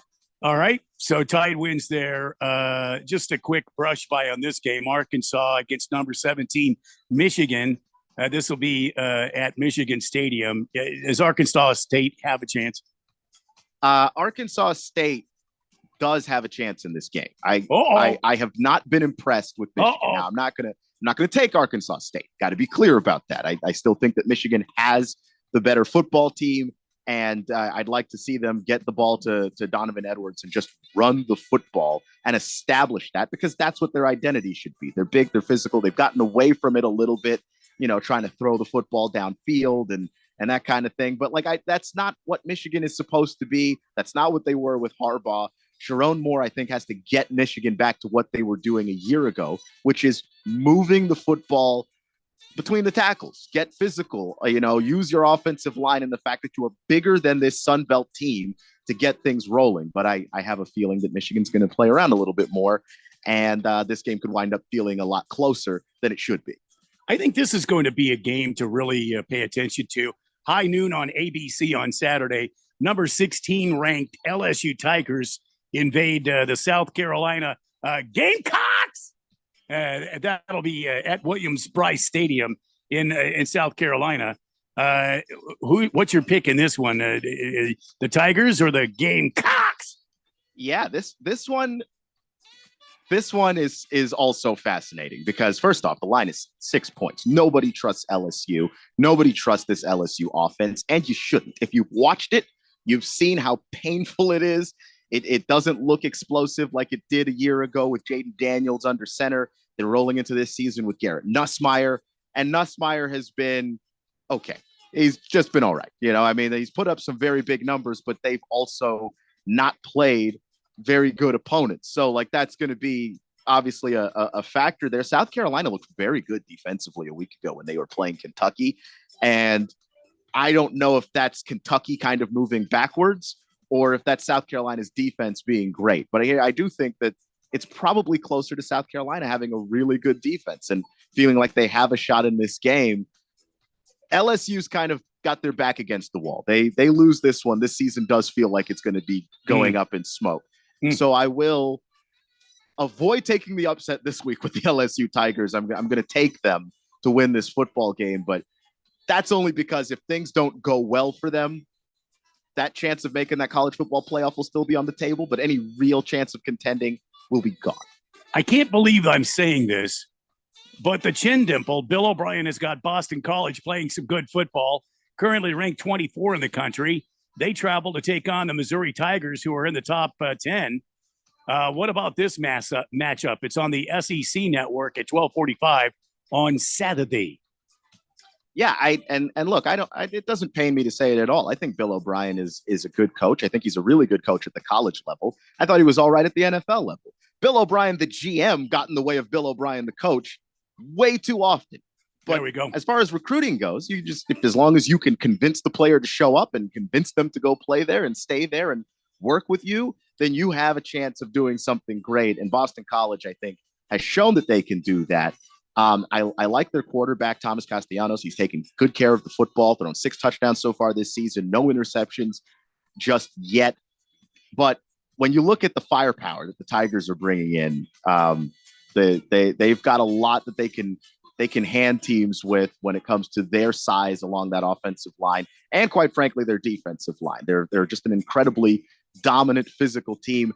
It's feeling like a very chalky day, but I'm going to take the Missouri Tigers over the Boston College Eagles. Okay. Here, even though they're red hot. They're red hot. All right. So if Notre Dame will be on the road this week, taking on Purdue, it's an in-state rivalry, I guess. Notre Dame currently ranked number 18. Boy, they fell like a bag of rocks after last week's loss. Double digits. And is the season over for Notre Dame if they lose to Purdue? It sure feels over. It sure feels like it would be over if they were to lose to Purdue. I don't think they are going to lose to Purdue. I think Purdue, and I like their quarterback, Hudson Card, used to play at Texas, but Hudson Card doesn't have the biggest arm. He's very accurate. He's very precise, but that ball goes about 15, 20 yards, and that's about as far as Hudson Card is willing to throw the football on a regular basis. And I think that you have to be aggressive if you're going up against Notre Dame and you want to beat them that way. Furthermore, I actually don't think that Purdue runs the ball particularly well. They spread it across a lot of backs, but I'm not a big fan of that running game against Notre Dame. And I also think that Northern Illinois and a bunch of other teams that played in the that played in some of these group of 5 schools deserve to have a little bit more credit thrown their way, because a lot of these smaller schools have been putting up big fights against bigger programs. And I don't think that that's really indicative of Notre Dame and what they are. I'm going to take the Irish. Oh, boy. To win this game over Purdue and go risk Irish. Looking very dumb. 3:30 Saturday afternoon on CBS, live from Purdue. All right, the one of the great rivalries that I've been following for years, when the Ducks and the Beavers get together, this year, the number 9 Oregon Ducks will travel to Oregon State to take on their rivals in what should be, I think, a bloodbath, because Oregon has not been playing good football. Oregon State is looking for some payback, and they're also, this is a rivalry game, so they're going to take every chance they can to beat their rivals, even though it's not technically a rivalry game anymore because of Oregon leaving the Pac-12. So who are you picking in this game, the Apple Box Bowl or whatever they call it? Yeah, I agree with you, by the way. This is not good news for Oregon State. They just are rolling up against Oregon when Oregon has struggled. They struggled against Idaho. They struggled even more against Boise State. 37-34, they escaped that game, and now they get to catch Oregon State. I believe that they're going to unload on Oregon State. I think that they want to prove a point, get their offense going. They've recruited very well. Dan Lanning, I think, he's somebody that's a very big fan of physical football, and I think that they're going to make a point against the Beavers, and it's going to probably get ugly. They played Ashton Janti, the running back for Boise State, a week ago. That's probably the best running back that's on their schedule. There is no Ashton Janti walking through the doors for the Oregon State Beavers. They're getting stopped. All right, so on down the line here on a busy Saturday of college football. I mean, Texas, they're at home against UTSA. Yeah, we don't have to. This is going to be just terrible for UTSA, right? Yeah, with all due respect to my brother's alma mater, the UTSA Roadrunners. My goodness, they're going down in smoke. Yeah, and we don't need to talk about number 5 Ole Miss at Wake Forest, do we? That's going to be another. Yeah, that's another. You just go ahead and. Yeah. All right, let's move on to one light of up the scoreboard. I think this is going to be an interesting game. I don't think that Georgia is going to lose their number 1 ranking, but it could be a lot of fun to watch Kentucky take on Georgia Saturday night on ABC. Number 1 Georgia will be going to Kroger Field, and it's I think this is going to be a fun game to watch. I mean, how about you? I mean, if you like Georgia touchdowns, I'm sure you're going to enjoy it a lot. Kentucky looks like they've taken a little bit of a step backwards, and I'm not sure how much, because they played South Carolina, and I mentioned this earlier when we talked about South Carolina. Was South Carolina's defense that good? Because it was good, but how good was it? Or was Kentucky's offense that bad? They have simply not done enough. 200 total passing yards for the Wildcats through 2 games. Yikes! That's quarterback's not even averaging 100 yards a game, because I rounded up for him. So this is not great. This is something that's going to be an issue. I think that Georgia steamrolls as they go through this particular matchup. All right. I hope you've all been taking notes, because I feel like I'll give you one upset I think that actually could happen. All right, one upset that Keon believes is going to happen. Tulane in Oklahoma. Oh, really? Tulane was feisty last week against Kansas State, who the Arizona Wildcats are playing tonight. Kansas State should not have won that game. There were a couple of bad calls down the stretch, cost Tulane the game. Tulane should have come away victorious in that game. And Oklahoma hasn't looked great. The offense hasn't looked great. And the defensive side of the ball has been good, but it's got issues. And I do think that Tulane, deep, talented, I'm taking Tulane on the upset. Oh, so upset alert. The Oklahoma Sooners are on upset alert, Jeffrey. Yep. They're in Norman, Oklahoma. I'd be upset if I was in Oklahoma too. Well, I mean, I think most of us would. I mean, I believe. I would say more upset than usual in this particular case. Well, I just want to say congratulations, Keon. Big George says it wasn't even close. Keon Rose completely dominated this edition of Keon Rose's college football dance party. I do believe that's the first time. It's actually the second time, but to be fair, you kept track. The last time was a few weeks ago when you and Randy were out. Oh, then by just virtue of me being the only person here with Ralph, I won by default. It didn't feel great. Well, he says Randy was a close second, but Jeffrey really faltered today after starting strong with his scathing criticism of you, Arizona. Ralph was in fourth place.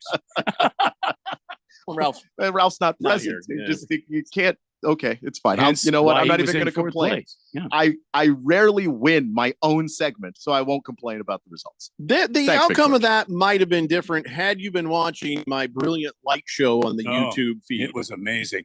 Yeah, I was trying not to mention that because I would really like the win this time. I especially like No, I the got one you. that had the flames coming up behind you, Oh, Jeffrey. you like the flames there? Oh, I like that. Yeah. I like the bandit popping mask was popcorn. also nice. The what? Oh yeah, I was Yeah. playing with some of those things too. Yeah. I think I better go get some new ones. It's a new season. I should have some new backgrounds and yep, stuff for that. Yep. So listen, when we come back, we're going to talk Diamondbacks baseball and a bunch of other sports stuff, eventually leading us right back to where you love to be, and that's the NFL. It's the Daily Blender here on 1580, The Fanatic. It's fall football on The Fanatic. Catch all the live game play-by-play. Monday night, Thursday night, and Sunday day and night NFL games. Plus the Saturday NCAA football game of the week. It's all right here on the Valley's home for football. 1580 and 99.3 The Fanatic. Brought to you by Bet365. Whatever the moment, it's never ordinary at Bet365. What's keeping you from learning the language you've always wanted to speak? Too hard. Takes too long. Not with Babbel. Babbel's interactive lessons, podcasts, games, and more make learning fun. Fun isn't hard. Right. And in 10 minutes a day, Babbel's bite-sized lessons are designed to get you having real conversations in as little as 3 weeks. That's not long. It's not hard. It's perfect. It starts here. Go to Babbel.com to try for free. That's Babbel.com. Babbel.com. Hi, guys. Jeffrey O'Brien here. Have you ever gone to HarmonSolar.com? Well, you really need to, because everything you ever wanted to know about how solar power can save you big on your monthly electric bill is right there. It's online. Through your phone or through your computer, you can learn about tax credits, the equipment they use, look at how they do things for businesses as well as homeowners, see testimonials from happy customers, and I hear they got a pretty good podcast too. Check it out. Go to HarmonSolar.com. That's HarmonSolar.com. It's fall football season, and Kasai Japanese Steakhouse is doubling down, now with 2 Valley locations. When it comes to Asian cuisine, no one does it better and more authentic than Kasai, where talented teppanyaki chefs create the food, the fire, and the fun of teppanyaki. Kasai Japanese Steakhouse isn't just dinner, it's dinnertainment. A memorable dining experience where a delicious 7-course meal is paired right at your table with flair. It's a perfect choice for celebrations, date nights, or a night on the town. Choose from over 30 different items and combinations of teppanyaki, Asian fusion, and innovative sushi. Happy hour is always on fire and offered daily with specials on their Asian-inspired comfort food like Korean steak tacos, Mongolian barbecue ribs, and signature Wagyu beef sliders. Always a memorable dinner, or catch the game and a bite at the bar at Kasai. Now with 2 locations, Scottsdale Road in Thunderbird, and in Peoria at the 101 in Northern. Go to KasaiTeppen.com. That's KASAI Teppen.com, or search Kasai on your mobile phone. Shop the Sherwin-Williams 4-day super sale and get 40% off paints and stains from September 13th through the 16th. With prices starting at $29.39, it's the perfect time to transform your space with color. Whether you're looking to revamp your bedroom, living room, or home office, we have you covered with bold hues, soothing neutrals, and everything in between. Shop the sale online or visit your neighborhood Sherwin-Williams store. Retail sales only, some exclusions apply. See store for details. We know how it goes. You can't always tune in and hear your favorite shows and hosts. Dude, look, I'm a loser. Okay? It's cool, bro. That's why we post podcasts of your favorite shows and hosts. Listen when you want to. Listen on demand. That is great and frankly kind of amazing. Go to 1580thefanatic.com to download.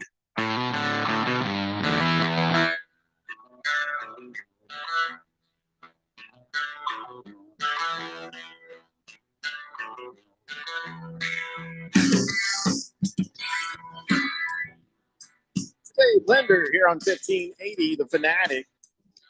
Baker's Cocky Hen says, I awkwardly texted this to someone else. Dance party is happening this week. Disco ball, baby. Oh, yeah. Yeah, out of context and to somebody else. Yeah, it could be awkward.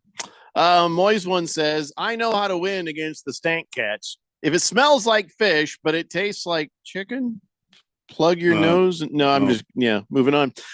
Bruno Baller says, The game is in Oklahoma and still taking Tulane. Correct. Against the spread says, I got some picks for you guys, and all of them are dogs.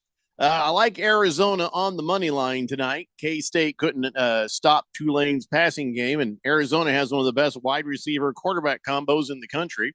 I also like Memphis on the money line at Florida State. Memphis is a very good team that's imported top talent. Florida State is terrible on offense and has no more home field advantage. I also like BC to cover plus 14.5 at Missouri. BC runs the hell out of the ball. Bill O'Brien, a.k.a. Chin Nuts, I think we call him Chin Dimple, yeah, has that team going, and Missouri is overrated. Play responsible, everyone, and always practice money management. There you go. Against the spread with some great advice for you guys. Time now, though, to shift our attention to the Diamond. The Arizona Diamondbacks are at home at Chase Field tonight, 6:40 p.m., starting a series against the Milwaukee Brewers. Yes. This is a good team, and but yet we are favored. The Diamondbacks are favored. It's a 1.5 point spread and minus 125 on the money line in favor of the Diamondbacks tonight on the mound. Eduardo Rodriguez for the Snakes and Freddie Peralta for the Brewers. So what do you make of all this, Randy? Well, first of all, I want to say au revoir, Diamondbacks, because this is the first game of I believe it's 12 straight games. They won't have a day off until September 27th, I think it is, when they take on the Padres on the road. So they'll be playing every night from here almost to the final series of the season. Well, no, it is to the final series of the season. They will play the Brewers at home. They'll play the Rockies in Colorado. Then they'll fly to Milwaukee and play the Brewers again for 4. Then they have the Giants at home. And then they go after that. They'll have a day off. And then they will have a 3-game series against the Padres beginning September 28th. So I hope these guys are rested up. Look for the Diamondbacks, though, with this prolific offense to get going. Now, they do have some guys that are still suffering. Merrill Kelly is listed as day-to-day. Gabriel Moreno is still on the IL, a 10-day stint on the IL, which could be hurtful. But, man, they've had that Del Castro kid who's just been pounding the ball. So you're not really in bad shape. You're not losing a whole lot there. Del Castro doesn't throw runners out as good as Gabby, but he just knocks the cover off the ball. We also we're having a hard time with Lourdes Gurriel Jr. He's on the 10-day IL, and we want to get him back. It was good to see Ketel Marte come back. It was good to hear that he felt good after the game, and it was good that he was hitting the ball. So the Diamondbacks, I think, will be in pretty much good shape, but this is going to be a long stretch of games. This is the final push to the playoffs. The Diamondbacks currently have a half-game lead over the Padres, and they're in second place in the West. And they currently possess that top wild card spot. But you've got the Padres right there. And don't look now, but the amazing Mets are making a run at one of the wild card spots. We'll have to wait and see. And then you've got the Brewers. They're leading the Central. They're not going to be an easy walk away. And the Rockies, the next series against the Rockies, that's not going to be easy either because the Rockies have nothing to play for. I mean, they're just going out there and playing loose baseball. So the Diamondbacks really have to buckle down, take these next 6 games to heart, and then you got to go to Milwaukee and do your job and keep winning. Just keep winning. Limit the amount of errors and try to keep everybody healthy. That's kind of my insight on what's happening starting tonight. So with the Diamondbacks, yes, we need to, of course, keep winning. But looking at the Padres, who are right there alongside us, we would love to see them get some L's, give us a little more comfort in our position. Looking at the San Diego Padres and what's ahead for them, How strong is their schedule? Do they have an easy way, or do they have a harder way? Well, they've got a kind of a hard route here, and I'll say that kind of tentatively. They have a game tonight against the Giants. They start a 3-game series against the Giants in San Francisco, and then they come home to take on the Astros for 3. The White Sox will come to town for 3. Then it's the Dodgers in town for 3. Mhm. Then the Diamondbacks for 3. They finish out the Well, season. they're visiting us, so that's kind of on our side. Well, and you well, couldn't yes, have they- written the script better, huh, Randy? Right, exactly. You're fighting it so- out for a wild card for a top Exactly. position, and you get the Yeah. last 3 games against each other at home, and that Yeah. could be where that difference gets made. Yeah, exactly right. And this should be a lot of fun to see what the Padres can do. I mean, you got to play the Dodgers 3 times at Dodger Stadium. I mean, you've got to go on the road and make it happen. So we'll have to wait and see what's up. But the Diamondbacks just need to quit worrying about the scoreboard and take care of business on your own bench. You know what I mean? Just keep winning games, keep everybody healthy. And I hope Merrill Kelly is okay, because he left the game kind of awkwardly the other Mhm. day when he walked off. I still think there's something else going on besides what they're telling us. You know, saying it's a hamstring or a calf or whatever they said. It wasn't right. I mean, there was something hinky about the way he walked off. Yeah, it was strange, and but I guess we'll find out. I mean, it is what it is, Randy. So, all right, go Diamondbacks tonight at Chase Field, 6:40 p.m. For that. 888-368-1580. Hey, did you see that? Why would he do that? That Twins minor leaguer, Derek Bender, they cut him off the team because he turned out he was tipping the other team pitches. What kind of dirtbag does that? Why do you do that? Yeah, and here's the thing. And so somebody overheard him say that the reason he did it was because he was like, I just want to go home. He says, I'm just tired of this game. I want this game to be over. The hell, man? You are making $297,000 a year. Yeah. That ain't, Major League Certainly. Baseball money, but that is not, that is not something to screw with in real life. But yeah, they just it turned, I guess, some coaches and other people told on him from the other team. And he says, yeah, I just want the season to be over. That's it. Well, the season's the over hell? for him now. You've lost your job. His career is over. Yep. He Go will home never and, play baseball again. Apply for a Home Depot or something. Yeah. When he's out selling insurance, I'm sure he'll enjoy that much better than Yeah. being a baseball player. I wouldn't trust this guy with insurance. He can't possibly do anything substantial, but that is just dirtbag. I don't care if you're in the minor leagues. I don't care if you've gone through a long season and you're tired. You don't betray your boys like that. Nope.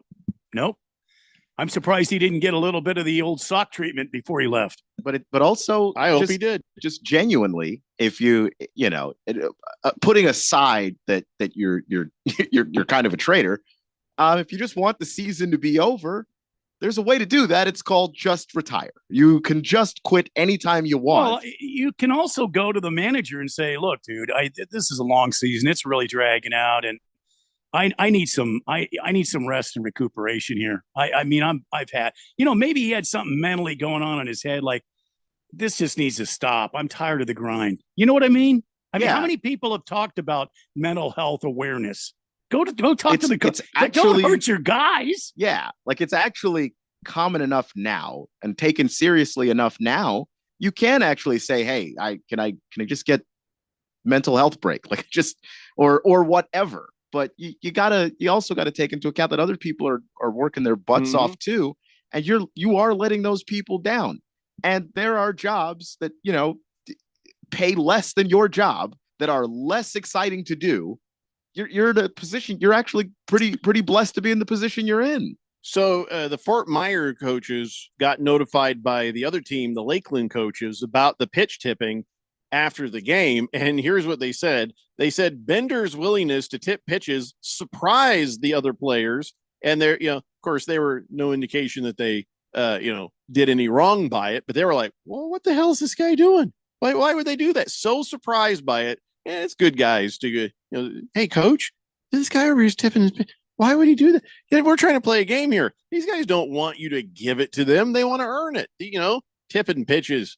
You don't want it. You want to figure out the pitcher yourself. You want to figure it out on your own end. You don't want some turncoat Benedict Arnold from the other team doing that. That didn't feel good. That didn't feel right. Yeah, if we would have caught him back in the day, we'd have taken him in the tunnel there put him in the batting cage. Yeah. And made him stand up there without a bat and just wrap that jugs machine, get that thing wound up to about 5,000 RPM, and he'd have to dodge it while we're trying to hit him with the baseballs. Have you ever heard of such a thing? No. Not just because you felt like going home. Also, idiots, you play baseball. The sport ends when you strike people out. If you want to be done for the day, letting them hit the ball is not, you're going to still have to be at the game. You're not going anywhere. What are you doing? Your plan doesn't even work for the thing you wanted to do with it. Yeah, you're right. You're right. Hey, we didn't get a chance to really get into this the other day. Let's talk about this briefly. Boise State, Colorado State, San Diego State, Fresno State joining the Pac-12, and they get to show up there in 2026. So is there going to end up being a Pac-12? With 12 schools, are they going to rebuild this thing of just lesser schools? I think that's the plan. Now they do need at least 2 more schools to just even qualify as a conference. So that at least 8, but I think the plan is to build this thing back up. Which fascinating. It's not a bad plan, I guess. It's just, you would need some of those teams to show up on the scene and do some big things in college football to give you the credibility as a conference that I think they're looking for. Well, who cares? We're out of there. I guess that's really how we should feel about it. Yeah, you escaped a dying conference, and the 2 teams that stayed. Yeah, you quit your job and go to work for a new place, and somebody's like, "Hey, did you hear about what happened over there?" And you're like, "Oh, what the hell would they do that for?" And then you're like, "Why do I even care?" Moving on. I don't work there no more, and ASU don't work there no more. Yeah, who gives a crap? Here's I figure since you did the college football dance party, this came up. I don't know if this came up on Beat the Book, but South Alabama, they blew out Northwestern State 87-10 last night. And it's such a bad thing that the coaches agreed. They're like, let's just shorten the fourth quarter. We got to get out of here. And so they shortened it, but the way they shortened it really affected the bettors because, the rule book says that the game has to be, I think, 55 minutes, and they shortened it by 6 minutes down to 54. They're like, this is just, this is way over, and this is embarrassing. And so now a lot of these sports books had to void the bets. They voided the bets because according to their rules, it's got to be 56 minutes or whatever. Man. So, that's a mess. DraftKings, they graded overs and unders as winners and losers, respectively. BetGM said that they settled total bets in the same way. Caesars, ESPN, FanDuel, I'm not sure what they did, but a lot of these sports books were kind of screwed up by this thing. But, then you start to think, something going on here. Somebody's making money off this. No, You know what not I mean? really. They were getting beaten by 87 points. They just wanted it to stop. Just make it stop. Is 87. Wait a second. We just gave the baseball player a hard time for tipping pitches. They shouldn't have been allowed to end the game early. They should have seen it through to the end. They weren't going to come back from down 87. I agree. So you No, just not coming back, but finish the damn game. Yes. No, I think if as 2 teams you can get together and agree. All right. I don't agree. It's the Daily Blender here on 1580 The Fanatic. A new app called Sportrade is coming to Arizona to make in-play bets instantly. No more spinny wheel. Search Sportrade Wells to see the great prices Sportrade players are getting in real time. If you or someone you know has a gambling problem and wants help, call 1-800-NEXT-STEP. Tommy! I can't wait for golf this weekend, huh, buddy? Time flies. Love you, man. Oh, don't forget your knee brace again. We aren't in college anymore. Moments together matter, so help protect yourself from RSV. If you're 75 or older or 60 plus with a chronic condition like asthma, COPD, heart disease, or severe diabetes, you're at higher risk of landing in the hospital from RSV, and there are no prescription RSV treatments. Check eligibility and schedule your RSV vaccine at vaxassist.com. Sponsored by Pfizer. Hey guys, Jeffrey O'Brien here.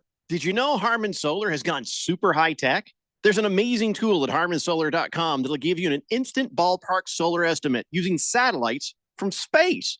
You just type in a little information, and within seconds, you'll have an idea of just how little money it takes to save big on that monthly electric bill. I did it, and within seconds, they measured my roof and calculated my savings. It's very impressive. Go to harmansolar.com and give it a try yourself. That's harmansolar.com. I'd rather ride a bike with my kids. Faster! I'd rather play catch with my dog than catch pneumococcal pneumonia. Ask your doctor or pharmacist about Prevnar 20 pneumococcal 20-valent conjugate vaccine, a Pfizer vaccine that can help protect against pneumococcal pneumonia in just one dose. If you are 19 or older with certain chronic conditions like heart disease or asthma, you are at increased risk for pneumococcal pneumonia. Prevnar 20 is approved for adults to help prevent infections from 20 strains of the bacteria that cause pneumococcal pneumonia. Continued approval may depend on a supportive study. Don't get Prevnar 20 if you've had a severe allergic reaction to the vaccine or its ingredients. Adults with weakened immune systems may have a lower response to the vaccine. Side effects include pain and swelling at the injection site, fatigue, headache, muscle, and joint pain. For full prescribing information, please call 1-855-213-2138 or visit Prevnar20.com. I'd rather race for some ice cream. Let's go. Schedule your vaccination today at Prevnar20.com. Shop the Sherwin-Williams 4-day super sale and get 40% off paints and stains from September 13th through the 16th. With prices starting at $29.39, it's the perfect time to transform your space with color. Whether you're looking to revamp your bedroom, living room, or home office, we have you covered with bold hues, soothing neutrals, and everything in between. Shop the sale online or visit your neighborhood Sherwin-Williams store. Retail sales only. Some exclusions apply. See store for details. Hi, I'm State School Superintendent Tom Horn. Arizona has a shortage of teachers and a need to improve students' proficiency in reading and math. We need to increase teachers' income, which they deserve, and to increase students' proficiency, which is my highest priority. I'm therefore providing $40 million for free one-on-one tutoring for all students, first grade through high school, regardless of proficiency level. Learn more today at azed.gov. Sponsored by the Arizona Department of Education. A new app called Sport Trade is coming to Arizona to cut the vig in half. Search Sport Trade Wales to see the great prices Sport Trade players are getting in real time. If you or someone you know has a gambling problem and wants help, call 1-800-NEXT-STEP. My name is Mary Grace. There are a few misconceptions about Alzheimer's. It's not just memory loss. It's the loss of mobility, the risk of falling. For more information, contact the Alzheimer's Association at alz.org. Sponsored by the Alzheimer's Association. KQFN Tempe. Also transmitting on K257CD Phoenix at 99.3 FM and K240 EU Mountain Hills at 95.9 FM. It's time for the third hour. Let people settle down because it's time. For what? Showtime. When does it start? Right now. 3, 2, 1. Let's get on with the show. Let's do it.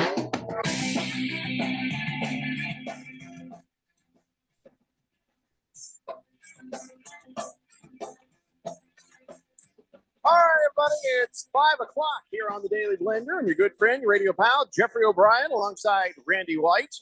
Got Keon Rose in the control room, and you guys are on the Fanatic text line, 888-368-1580, as we broadcast live in the Harman Solar Studios in Scottsdale. And, you know, every now and then, you know, you start thinking about life, and you're like, you know what? I'm not going to do this forever. Yeah, I'm not going to do this show forever. I'm not going to be on radio forever. This is it, Keon. This is where he announces it's over. Someday, it's just you and me. Oh no, not today, Randy. Oh, not today. Okay. All right, never mind. Someday, I'm gonna move on and do something else. But I mean, my wife is like, "Well, what would you do?" You know, let's just say I have like a semi-retired kind of life. You know, and I need to have something to do, but it doesn't need to be this nonsense, right? Yeah. So I was like, well, what could I do? What would I do? I think you would be a great cabana boy. Well, look at me. The boy part of me is about 35 years past. Cabana man. Look at me, Cabana man. Yeah. Of course, easy to spot, blinding people with my hunky skin complexion, my translucentness of whiteness. Well, that's true. I'm a whiteness too much. I think you could be like a judge. What, a judge? Yeah, you could be a judge. I don't have any law background to be a judge. Who cares? I could be a TV judge. Well, there you go. But nobody knows who the hell I am, so why would they It let doesn't me do matter. that? You're Jeffrey I O'Brien. I feel like it matters some. Judge O'Brien show. No, I already figured out. I figured it out. Oh, I figured it out. thought you were looking for advice. No. Figured it out. I was wondering, and now I know. There's a guy in Spain that claims he's making really good money working as a professional wedding destroyer. A professional wedding destroyer? Yeah, brides with cold feet supposedly hire him to show up and object, so they don't have to go through with it. So they'll be like, does anyone know why these two people? I'll tell you why. She's mine, and she should come with me right now. Yeah, it started as a joke, but he posted an ad offering to rescue brides from their wedding for 500 euros, which is about $550. Anyway, so women actually started hiring him, and he's booked through the end of the year. So I just go down there and, if somebody has doubts about the getting married and if they don't know how to say no or they don't want to look like the bag, but whatever, I show up and I object. This couple shouldn't be together. They just tell me the time, the place, the date, pay me. So anyways, this guy does it. He shows up and he waits until they say, does anyone object? And he pretends like he's an old flame and the bride runs off with him. And he says it doesn't always go well. Well, obviously. People at the wedding tend to get upset. And he says there's an extra $50 fee for every slap that he gets. Okay, for slap.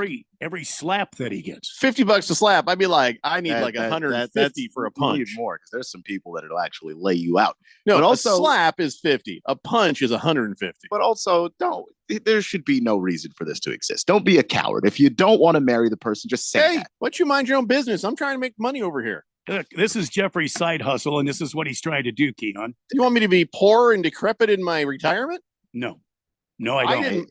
I didn't plan for nothing. You know why? Because all the men in my family died after 50. So I was just like, I don't even have to floss. I don't even have to do anything. And then my wife says, there's some things you're not doing. And I'm like, what's that? She's like, you're not smoking. And you're not doing certain things to yourself that your father and grandfather did. You're kind of actually healthy. And I'm like, oh crap. I knew I forgot to do something. Yeah. The 6 packs of cigarettes a day. You forgot that bit. It's a very important part of this whole equation. And then I realized I was like, we better start putting money in my retirement, I guess. And but it's not going to be enough getting a late start like that. So why you want to screw with my job, Keon? Because I don't think that I'm talking to the target demographic. The people who would pay for that are not listening to this show. Well, even worse, no one's going to marry this bunch of people. Maybe, Jeffrey, you could take out an ad in the New Times. Mm-hmm. Put it on, in the New Times, and then I bet your phone would be ringing off the hook of brides. A lot of people like Moist One. Destroy their marriage. No, not their marriage, their wedding. There's a different thing. Right. That's what I mean. I'll destroy a wedding. I want to be responsible for destroying the marriage. The marriage has got to be on you. Yeah, that's. I apologize. I misspoke. God bless you. I had a sneeze there. Sorry. Yeah. I don't have a button for that here. I should probably have a button for that here. Yeah, maybe it would be helpful. It doesn't happen that often. No, I did get most of it. A couple times a year, I'll have a cough or a sneeze. It happens. And yeah. Well, this is live radio. Sometimes I burp while I'm talking. A couple times. There's been other times when you've done other things. Well, I don't think it's ever been heard. No, that's the silent but deadly variety there. That's it. Well, mine are louder than they stink. You know what I mean? Mine have a lot of bark, not much bite. I think it's just not facing the microphone, so we just don't hear it. Mine will wake up the wife, but she doesn't have to leave the room. That's what I'm saying. Let's see here. Bruno Baller says brings a new term to wedding crasher. Yeah, I'll crash the wedding. I'll take care of business. I'll get you out of it. Hell, I'll do that for a man too. Does anybody object? I do. Yeah, I'll do that. I don't even, money is money. I don't care. Of course, I'm more likely to get my ass whipped messing up a gay marriage. You know what I mean? Are you? Oh, God. They're in shape. Man, they'll run you down. Well, I know they're in shape, but I mean, gay men are in immaculate shape. You know what I'm saying? And well, of course, they're so well dressed. They might be like, I would kick your ass, but I don't want to ruin these shoes. Exactly. You know, that might be a thing that helps me. But Could go either way. Maybe. But that's a slap place. That there you get slapped. You know, you get hurt messing up a gay marriage. Yeah, but slapped in the way you've seen that slap league that exists. Yeah, You'd be yeah. slapped like that. Like it's not going to be the slap might as well be a punch for some folks. No, I know what you're saying. I know what you're saying. I think that the guests would slap me like you'd expect, but the groom would slap me like Russian slap league. Yeah. I mean, I'd have like 3 or 4 Miatas just chasing me out of that parking lot, and I would have to do some fancy driving. That's all I'm going to say. You would have a chase of Miatas following you, huh? Like 3 or 4 of them. I assume the clothes are going to be tailored, so it's not people who are in dress clothes that can't chase you. Right. You're right. They'll be well-fitted clothing. Yeah, they're well fit. Yeah. I don't know. Maybe I'll say no to the gay ones. Yeah. that seems like you got a higher likelihood of getting hurt there. That's even more dangerous if I try to destroy the lesbian wedding. Oh, you don't want to do that. Oh, Jeffrey. Everyone will punch you at that Oh, place. yeah. You don't want to do that. That would Swinging be ugly. Fanny pack with a roll of quarters in it your direction. Oh, I don't need that. That would be ugly, man. It'd just be a big flurry of flannel, fanny packs, and fists. Just the 3 Fs coming right at me. Yeah.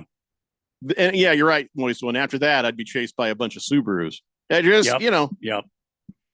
Yep. Well, maybe I better start thinking of another retirement job. It's a good idea, bud. So what I'm trying to say is, Keon, start putting money in your retirement now. So Exactly. you don't have to consider jobs like professional wedding destroyer. I'll get right on it. Just do what you can. Don't do what I did. Yeah. Stockton Slap says, Jeffrey, has anyone ever told you that you have a rhythm and pace the same as the late great Norm Macdonald? Though that's the first time I've heard that, and I don't agree. Sometimes when you're talking, I think I'm listening to Norm. I'd say that was a huge compliment, but I don't know. I've been told I sound like some other people too, and I just always have to say the same thing. Everyone in my family sounds like this. This is the way we talk. Whether it's my family is from all over, so I can't even put a geography on this. I hope I'm not doing it on purpose. But thank you, I guess.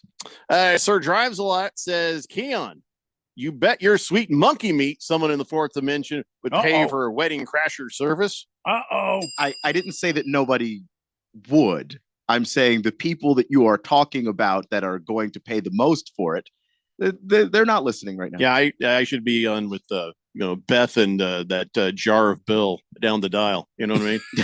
Just. Oh my God! Oh no!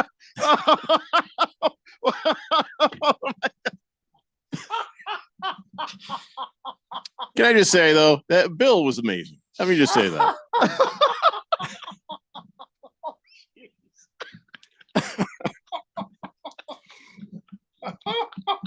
I can't believe you said that. Moist One now comes back with a huge insult. He says, "You remind me of Dane Cook. I'll fight you in the street." I don't steal comedy. Yeah, you get jumped by the whole Blender crew saying stuff like that. That's that was mean. Why would you say that to somebody? That's There's a lot of unnecessary. mean things said on this show. That one there. That's crossing many lines. You're about to unforgivable range right there. Who's Dane Cook? You're better off not knowing, to be honest. Moist One then goes, like a male Amy Schumer. Sir, you're close to the edge. Excuse me, sir. All he's trying to do right now is hurt me. You're That's all close he's to the trying. edge. What Yeah. did I do to you, Moistman? I didn't do nothing to you. Just out of nowhere. Niner 1680 says, I always thought you sounded like Gilbert Gottfried. Can you say Aflac? Aflac. Yeah. I've had Gilbert on the show. I've been told we can't get him anymore, but he was a great guest. He was the sweetest, nicest guy. We can't get him anymore. What happened? I don't know. The agent said quit calling. Swazman says Jeffrey reminds me of former Bears coach Mark Trestman. Okay, this is not going to be kind. This is not going to be kind. I now got to Google him. I have no idea. This is going to be mean as hell. I don't look like him. What the heck? I don't even look anything like that guy. I think he says sound like him. Is that what he said? Sound? No, he just said reminds me of. Oof. What do I ask for to get this kind of abuse? I don't know. They make me pull out my inner Rickles on you people. It sounds like the fourth dimension is turning on you. Were they ever on my side to begin with? Well, they always circle, ready to strike at any moment. So, yeah, they're just looking for weakness. I'm not weak. You guys all want to throw down. Let's do this. All right, Moist one. One more shirtless Geraldo Rivera shirt comes onto this text line. I will block your ass. Wow. He's constantly sending me pictures of a shirtless Geraldo Rivera. At least this is a new one. So there's that. Yeah, well, for years he would send this. He would send the same one. Oh my god. Sir Drives a Lot says, at least you're not being compared to the jar of Bill. Oh, I don't mind that. Bill was amazing. For a minute there, I thought you meant Jar Jar Binks. Which, yeah, we would all be offended by that. Okay, so one of the things we forgot to talk about, Georgia. It happened again. What? It happened again. Daniel Harris got arrested on misdemeanor driving charge. Another traffic-related incident for Georgia. How many does this make now? I mean, I don't know if we're in the double digits yet, but we're damn close. Like over the last 3 years, there's been at least 7. It is getting ridiculous. It was already ridiculous. Now it's really ridiculous. What are these guys doing there? What is Kirby doing there that he can't keep his players in line? He's clearly not disciplining them. He keeps bringing in players who have issues driving. Yeah, and it's just like you're recruiting the ones that have issues driving. They've got a ton of money, new money that they've never had before, and access to cars that are pretty nice. So obviously that's a bad recipe for this school. And then Kirby, the guys play regardless of what they do. And I just think at some point as a college football coach, you have to say, if I see one more speeding infraction in some way, you will not play for the rest of the season. And I don't care. If you want to get your ass in the transfer portal and figure out what you're doing after this, go ahead and do that. But you're not playing for that. And if I were the NCAA and I had any teeth at all, even though they're the NCAA, so they don't, I'd take a scholarship away for every one of those I saw again. Get it together. Like, you can't do that. You're actually endangering the lives of people in your community. They've already had one very bad car wreck around one of these too. Mm-hmm. They've got to stop. Georgia's crazy. Baker's Cocky Hen says, Keon took that nice approach earlier. He says they should have put 100 on the other team. It's wrong to give up because you suck. Lots of people suck. Why should they all give up? Great example there. Well, I mean, if they both agree, though, then that's what it is. Shouldn't be up to them. Finish the damn game. You started the game, finish the game. Why? It's not high school. High school, I understand a little bit of a mercy thing, but there are bets involved in college and in professional sports. And that you guys are embracing that with the betting platforms and taking their money and having the official betting sponsor, blah, blah, blah. Finish the damn game. Yeah, and I agree with that aspect of it, though I will say that like the people who are the most involved with sports betting would not be Southern Alabama and whatever school they were playing. So, I mean, how many bets were put down on that game? It can't be that many. It can't be that many. But yeah, one school's beating the other school by 77. One side is going, yeah, we're beating you by 77. Do we want to risk injuries and all these other things just because we've got to finish the game on principle? You put in your second and third string players. I mean, now college football teams have like 80 guys on it. So just throw some people out there, finish the game. The game is over, but finish it. They did finish the game. They just changed the terms of what finished. No, and, I don't dig that, man. And to me, I'm just like, I understand that betting is a part of this, but these weren't the schools that got to make those decisions. Well, we're like, if we're talking about Texas and Texas is playing, I don't know, Oklahoma or Florida or some other school, like, yeah, you guys finished that game. You're the ones that are doing the most benefiting from any of this. Southern Alabama is not really the beneficiary of any big bets going on. They're just like, look, we just want to get out of this healthy. They should have just kneeled 16 times. That would have taken care of the clock. That could have done it, because every time they tried to run the ball out, run the timeout, they scored. The parking lot would have been cleared out at the end of that if you start. Well, I mean, if you're up that what much, are they supposed to do? Like, if you're up that much and you break through and they can't tackle you, you know what? Just lay down in bounds and let the clock keep running. You know what I mean? So what you're saying is have a guy say, let's make a deal. I'm going to stand here. I'm going to hike the ball. I'm going to stand here. You're all going to stand there, and we're going to let the clock just wind down. Yeah, the result of forcing a finish to that game is something uglier and dumber than actually just saying we're calling bets are involved. That's what I'm saying. Bets. Okay, and it's a bet. It's called a bet for a reason. They're not giving you the money. You bet on a game that was so lopsided, your bets got voided. Like, what do you want? You're very judgmental. It's not the bettor's fault that it was a lopsided game. Sure, but you took a risk on a bet, especially people who took I think the line on that game was 50. So you knew you were going into a game. Betting show, to be honest. That was okay. It's called betting. You know it's a risk. That's literally what we use it as a figure of speech. It's so risky. You risked your money. You lost your money. That happens. I'm sure my friends at BetUS agree with me. Finish the damn game. That's all I'm saying. All right, let's take a break. We come back. I've got some sort of injury report stuff to tell you about. Some surgeries stuff. It's the Daily Blender here on 1580 The Fanatic. Breaking news coming in from Bet365, where every nail-biting overtime win, breakaway, pick six, three-point shot, underdog win, buzzer beater, shootout, walk-off, and absolutely every play in between is amazing. From football to basketball and hockey to baseball, whatever the moment, it's never ordinary at Bet365. Gambling problem? Call 1-800-NEXT-STEP. 21 plus only. Must be physically located in Arizona.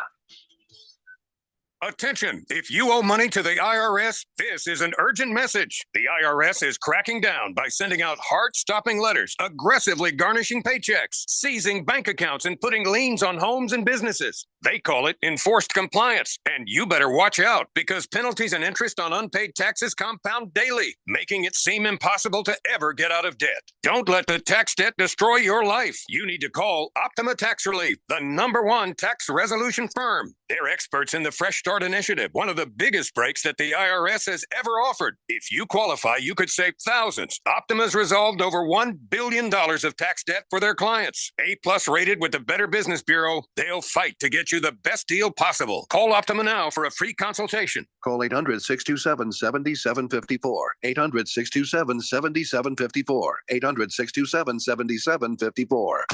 Optima Tax Relief.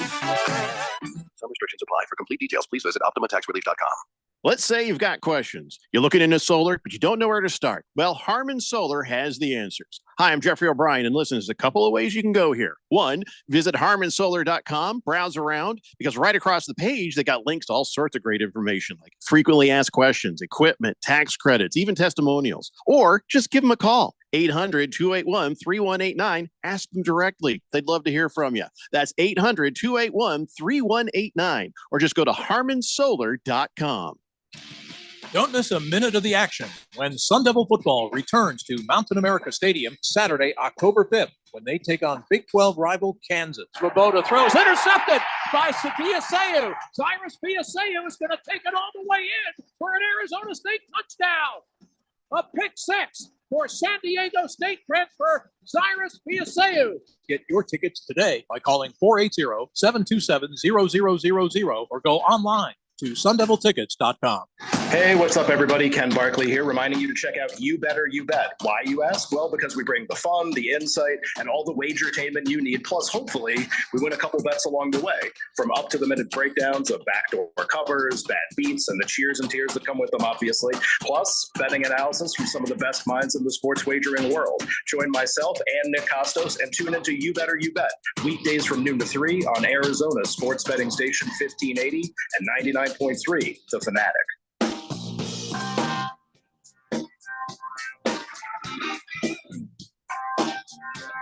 So, if you're eating dogs and cats, Randy, what do you eat that with? I mean, is that like corn, green beans? I think asparagus. Do you eat dogs and cats together, or do you have to eat them? It's like you don't eat separately, like pork chops and chicken. It's no. Dogs and cats you cannot eat together. No. Just curious. Unless you have a nice gravy, peppercorn gravy, then you can. Then you probably could. That takes care of a lot, though, doesn't it? Oh yeah, it does. Really does. Are we on? All right, it's the Daily Blender here on 1580, The Fanatic, and here's a couple of surgeries.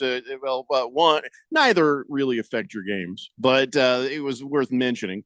Tiger Woods, I guess, is having a surgery to relieve his back spasms. I guess.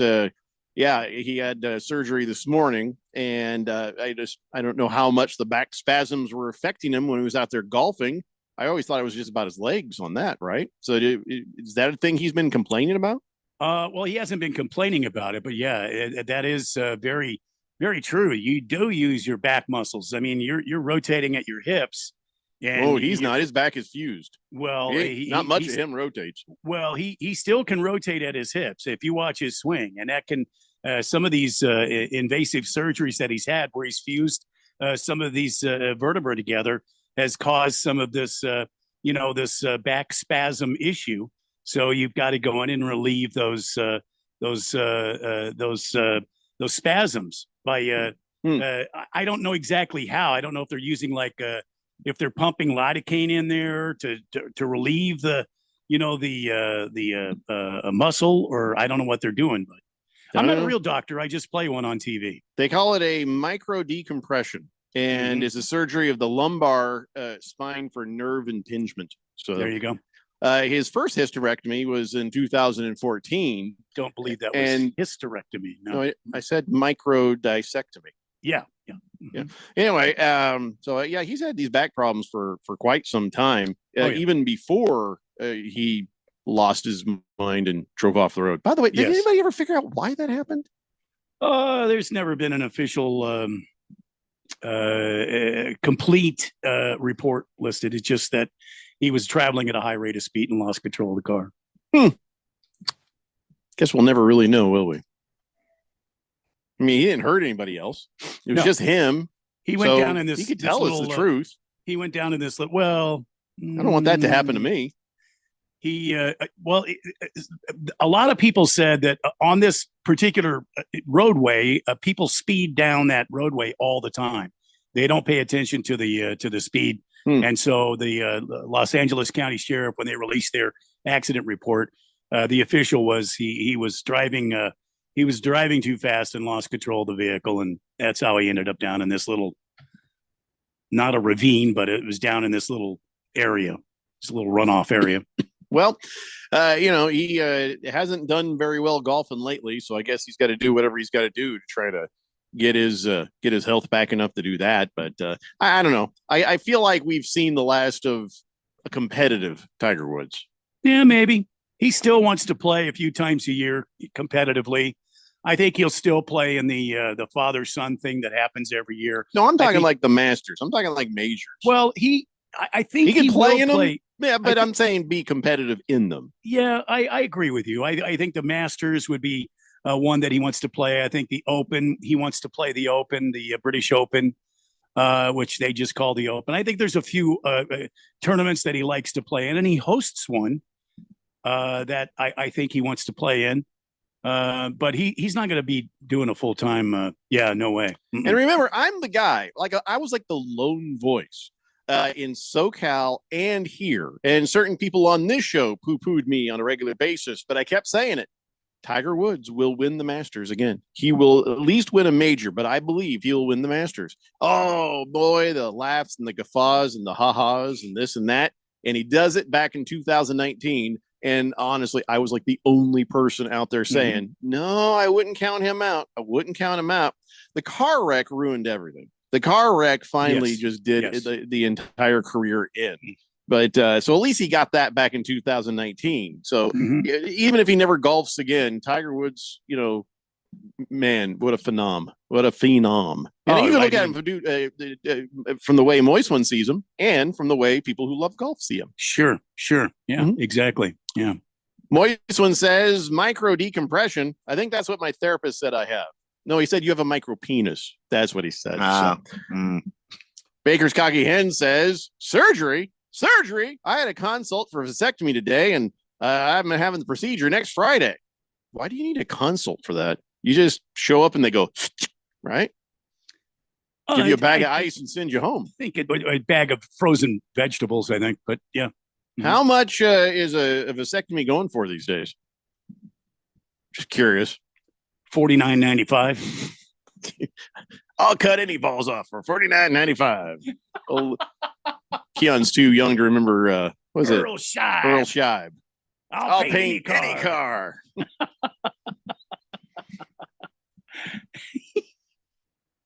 If that guy comes at you, Baker's Cocky Hens. He's dead. Don't worry.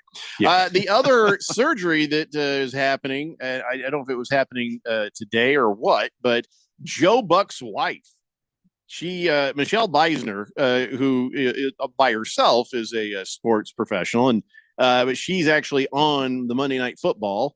As the sideline reporter there, and she actually is talented. I don't know what she's doing with Joe Buck, but so Joe Buck, I guess this is the kind of thing, man. Let me just warn all you men out there right now. Michelle Beisner's being cool about it. So what happened was they were on a little vacation earlier in the summer at Cabo, and they're like, "Hey, let's go golfing." All right, let's go golfing. So they're at the 10th hole, and Michelle Beisner didn't know this about her, but every now and then she just can't help herself. She does a handstand, like a head. She'll do a headstand. She get is right there in the grass. All of a sudden, it's like, why is my wife upside down? All right, and it's just a thing she does every now and then. But she happened to be doing a headstand. Joe Buck hits the ball, and instead of down the fairway, it goes right into her ankle. Oh, and shatters it. Shattered the ankle down to the joint. 6 weeks in a hard cast. The bones are healing nicely, but there's nerve damage. And that tibial nerve had to be fixed because she was just in massive pain. She says nerve blocks, lidocaine infusions, nothing was getting it done. And so she's like, I don't blame him. It was a freak accident. So he's responsible for being bad at golf and shanking it and hitting a person. But also, you got to also be happy, because if she hadn't been doing the headstand, he'd have hit her right in the skull. You see what I'm saying? If she was the other way around, or in the throat, or right in the mouth. Or maybe not, because if she was right side up, she also might have seen the ball. I'm just saying, there's no escape for Joe Buck. I feel bad for him, because here's the thing. Right now on the little video, she's like, it's okay. I don't blame him. It was just one of those things. I was upside down, and if you tried to do this on purpose, there's no way you could ever do it. But let me just tell you something.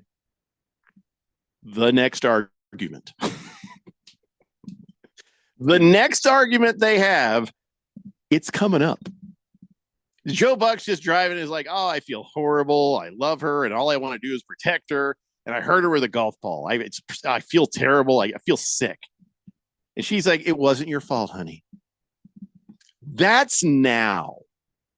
Poor Joe Buck has no idea Well, it's going to happen on some random Tuesday 3 years from now.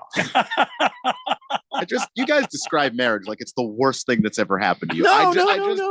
That sounds terrible to me. It's a complete accident. That has nothing to do with marriage, Keon. That's women. Okay. They will bring back things, and not all do, and not all are bad. Don't take this the wrong way. I mean, things like for me in relationships I've been in, things that have come back have been things that are at least related to the argument at hand. The golf ball can't possibly be related to anything unless he hits her with another one. The sentence will start, well, how about, and then that's over. I just don't think that that's a thing all women do. Oh, Keon, for the rest of Joe Buck's life, that's coming. That sounds terrible to me. Yeah, because I'm just telling you right now, if I am a friend of yours and we have a disagreement and you bring up some unrelated mistake that I've made, are we friends? I'm a dude. Why would we do that? Oh, I mean everyone. I don't have friends of any gender that do that because we won't stay friends. That's it's absolutely ridiculous. And this is also any relationship I've been in. We're not doing that. No, we're not. I promise we're not. Okay. Because the relationship's just over. Okay. We're not doing that. So okay. I'm just telling you. And that's why I'm like, if you're saying that's what marriage is like, I'm saying that's what women are like. I disagree. The women I know aren't that. Okay. Okay. Okay. I've had stuff brought back, but like related stuff. Like, okay, yeah, I can see why this is coming up right now. It's gonna hit Joe Buck like a bus, just out of nowhere. Just yeah. Just saying. It's just like it's a complete accident, and if you've accepted it as an accident, then there's a way that this relationship can go, which is be cool about the accident we both agree is an accident. Okay. So here's something we haven't talked about. Okay, let me just ask some questions real fast. Because we didn't talk about this before the show, and I apologize. I probably should have warned you. I wanted we haven't had a chance to talk about Kendrick Lamar. So let me just ask real fast. Does he swear a lot in his songs? He swears a decent amount. So we can't just pull up a song and play it without. I wouldn't do that. Okay. Not without finding a clean version of the song that's got the radio edits and all that built into it. Would I know any of his music? I don't know how much rap you listen to. Could you hum a few bars?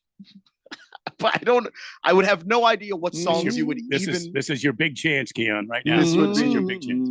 Or give me a few lines of whatever he says. I don't know if I've heard anything. I can't even imagine what you would have heard. I can't pick Drake out of a lineup, to be honest. I mean, I know Kendrick Lamar was in. Can't pick Drake. Yeah, Okay. I know what he looks like. But Drake's the more famous one, so like, yeah, if I you know can't what he pick, looks like, but I couldn't. Like, if you would say that's a Drake song on, I'd be like, okay. I mean, you've probably heard more Drake songs than Kendrick songs, if we're honest. Like, right. He's the more famous of the two people. He's just, in my opinion, the worst rapper of the two. Drake is. Okay, so Kendrick Lamar is good at what he does. He's very good at what he does. And I'm going to enjoy this show. I think so. Okay. You can't just hum a few bars? Could you just rap a few words? Or just Randy, can you? I'm trying to think about what song you would even know. And I can't think of one. Well, they chose him to do the Super Bowl halftime show, so we should probably get up to speed on this. So there were some people that were saying that Lil Wayne should have done it because he's from New Orleans and the Super Bowl's in New Orleans. But have you seen Lil Wayne lately? No. No, he does not look healthy. He does not look well. I do not think that would be wise to put him on TV. Do you think we're getting set up for a special guest appearance by Drake? No. Kendrick hates Drake. Well, I know. That's what makes this even a bigger deal. People lose their minds. No. Are we getting set up? No. Yeah. No. It's Rock Nation. Jay-Z, right? But doesn't he work with both? No. Oh, who's he? He only works with Kendrick Lamar. He doesn't do anything with Drake. I don't know what Jay-Z does with Kendrick. Kendrick is in Top Dog Entertainment. That's a whole completely He's different. producing the halftime show. Okay. So I guess he's working with Kendrick. So I guess he's working with Kendrick then. I don't know. Here's what I know. Where there's no chance that Drake makes an appearance because one of the biggest songs of the summer came from Kendrick, and Kendrick called that man a pedophile in the song, and he was serious. Drake? Yes. Drake's a pedophile? If you ask Kendrick Lamar. See, to be fair, Drake has had some very suspicious interactions with minors. Ooh. Well, see, I have instinctively not liked him because of all the way he was with the Raptors and the way he was with the. Now you remember him massaging Nick Nurse? You know? Yeah. Is it because Nick Nurse looks like a child? He's a fundamentally. I mean, you can't rule it out. Ew. I'm slandering Drake a little bit, but also I hate him. So well, I'm automatically on Team Kendrick now. So it doesn't matter what happens from that point. I can't stand Drake. I'm glad he's ruined. Yeah. Okay. Well, for that alone. Joe the Show says, listen to Hood Politics, Hill Power, and Fear by Kendrick. Great songs. You're welcome, he says. All right. Well, I'll have to pull up the Spotify after we're done here. Because we can't have any more swearing on this show. Moist One says, Effin' Problems is my favorite Drake and Kendrick song. Wow. They did songs together? Before they hated each other. Oh. He says, Lil Wayne is a Packer fan too. Well, there's no way Lil Wayne is going to be busy for the Super Bowl, so he should go up there. It's not like he's got a game to watch. It's not happening. Not now. Sir Drives a Lot says, a lot of us are on Kendrick's side. Yeah, I don't know why nobody briefed me on this conflict. I could have made up my mind a long time ago. It happened earlier in the summer. It was a great week because nobody they talked were to me just about they this. were just, and that's the reason why I can't hum a few bars for you, because if you didn't know about that, you don't know the music. I heard whisperings, but nobody briefed me. There should have been a briefing. If you needed to be briefed, you don't know the songs. I feel like there should have been a briefing. And if I knew you were interested, it would have been me. Somebody's got to brief Jeffrey. I walked all my friends through this. This is. If I'm going to be emperor, I need to be up to date. Yes. CK says Drake was fondling a 17-year-old girl on stage. I'd say, yeah, pedo vibes. Also, it's a very weird message he sent to Millie Bobby Brown, who is 11 in Stranger Things. Well, she was not yet 18. He sent her a message when she was 11? Now, she plays the character 11. She wasn't 11. Oh, well, you said 11. So, yeah. I said who is 11 on Stranger Things. He likes Things. People who have nosebleeds? Sure. That's a weird kink. I don't feel like that's what stood out to him. But sure. I don't think I could, like, if my wife suddenly had a big old nosebleed, I don't think I'd be kissing on her. You know what I mean? I'd be like, oh, no. It's just when a guy says, because he knows that you hang out with Steph Curry and LeBron James in a song, hey, LeBron, Steph, keep the children away. You're not teaming up later. Okay. You that's done. That bridge has been entirely burned. Eek. Yeah. Wow. So CK, yeah. Well, how come you never brought this up before about the pedo stuff with Drake? It became a topic of conversation this past summer. Like it just. Well, I know, but that's like been 3 months. Yeah. Well, we didn't talk about Drake this summer. Yeah, occasionally we talk about how I was just delighting in the fact that he'd lose bets for like $500,000, and I'd laugh. Well, I should have I should have been briefed on this. It was not relevant to what we were talking about at all. I guess. I mean, like now, I just hope he burns in hell if it's true. You know? Well, yeah, that's the thing. If it's true, it's like that's an actual crime. It's no longer even a funny rap battle. That's like, oh God, that's a terrible accusation. I'm gonna get me a Kendrick Lamar shirt. Can I get one? Probably. Should I wear one? If you actually like his music. I wouldn't wear one just to wear it so that someone could go, hey, what song do you like? And I'm like, you're like, You Are My Sunshine. Oh, no, there's not one of those. Yeah, but that person might be like, oh, is that the new track? I'm like, yeah. You did have a new one this week, actually. See? You don't know. It's not called that. All right, we got to take a break. When we come back, it's time for On This Date in Big George's sports history.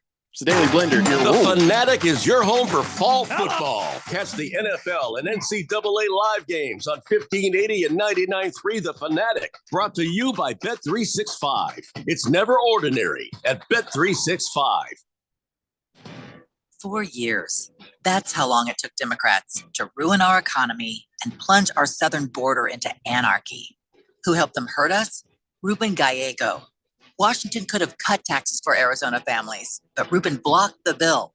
And his fellow Democrats gave a bigger break to the millionaire class in California and New York. They played favorites and cost us billions. And Ruben wasn't done yet. Democrats could have secured the border. Instead, they invited an invasion and used our tax dollars to pay for it. Ruben Gallego even backed a law to let them vote in our elections. Don't give Gallego and the Democrats another 4 years to hurt us. Give your support to a real Arizona leader, Kari Lake. Kari and the Republicans will secure the border, support our families, and never turn their backs on us. Kari Lake for Senate. I'm Kari Lake, candidate for U.S. Senate, and I approve this message. Paid for by Kari Lake for Senate and the NRSC. Do you have over $10,000 in credit card debt? If you're feeling the financial impact with unprecedented economic challenges, DebtBlue is here for you. With DebtBlue's Success Guarantee, you pay nothing unless your debt is reduced or completely resolved. I'm just living sky high right now. So I'm very thankful for it. And the team at DebtBlue are phenomenal. They're able to work with you. They're great. Call for your free debt resolution information now. 800-200-6895. 800-200-6895. Life is full of bright moments, but sometimes those moments can seem too far away. Trained and caring crisis specialists in Arizona can assist you with any situation, big or small. Free and confidential help is only one text away, day or night. Text the word HOPE to 4HOPE. That's HOPE to 44673. These moments matter, and so do you. This message is sponsored by Solari Crisis and Human Services. Hi, guys. Jeffrey O'Brien here. Have you ever gone to HarmonSolar.com? Well, you really need to, because everything you ever wanted to know about how solar power can save you big on your monthly electric bill is right there. It's online. Through your phone or through your computer, you can learn about tax credits, the equipment they use, look at how they do things for businesses as well as homeowners, see testimonials from happy customers, and I hear they got a pretty good podcast too. Check it out. Go to HarmonSolar.com. That's HarmonSolar.com. My name is Mary Grace. Early diagnosis is key, but make no mistake, it is a devastating disease. For more information, contact us at alz.org or through the 24/7 helpline at 800-272-3900. Sponsored by the Alzheimer's Association. Never again will you have to say, I missed that segment. I'm such a dinkus. He's so lame. Never miss an important segment, favorite host, or show again. Check out our podcast and listen whenever and wherever you want.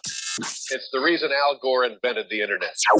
Follow us on Facebook or Twitter or at 1580thefanatic.com.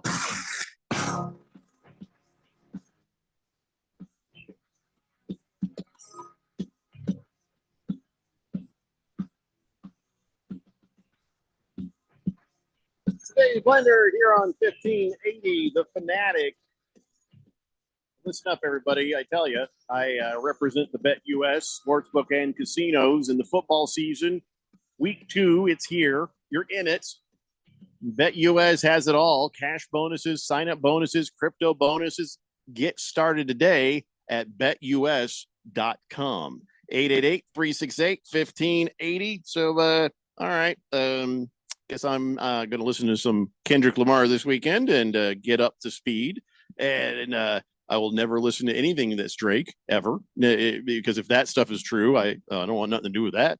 But the news came out that I actually sat down. I didn't know how to feel.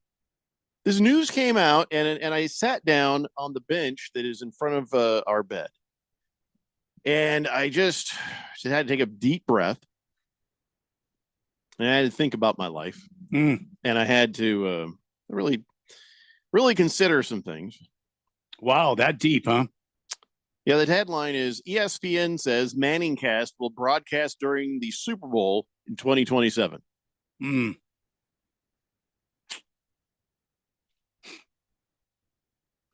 What would be wrong with that? The day after, you find out they only had 872,000 viewers, which is not great. And my thing is the show will be fine. It's just when the games aren't as good, more people will go over there. But because the game was looking to be interesting, not as many people watch the Manning Cast. That's my theory. Maybe I'm wrong. Maybe people hate this crap. But the Super Bowl, okay, first off, you say this the day after they have like the worst ratings. And you tell me they're going to do a Super Bowl. Nobody's going to watch this. That is setting them up for a disaster. It's just going to be them and no one else. I don't want to watch the Super. I like these. I like the Manning Cast. I like these guys. But I was just like, what? Whose idea? Why? Just no. This is a bad idea. Don't you get it?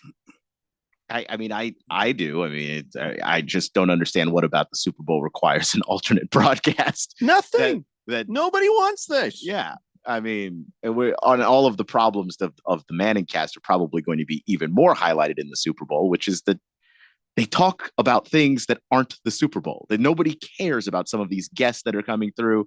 Like maybe some people, if you're having a Super Bowl party at your house, maybe some people who don't care enough about the game might enjoy it probably more than you. But your main fan base of football fans, and that's not going to do anything for them. The only way this works is if they actually focus on the game. They don't have guests and they just sit there and actually talk about what they are seeing.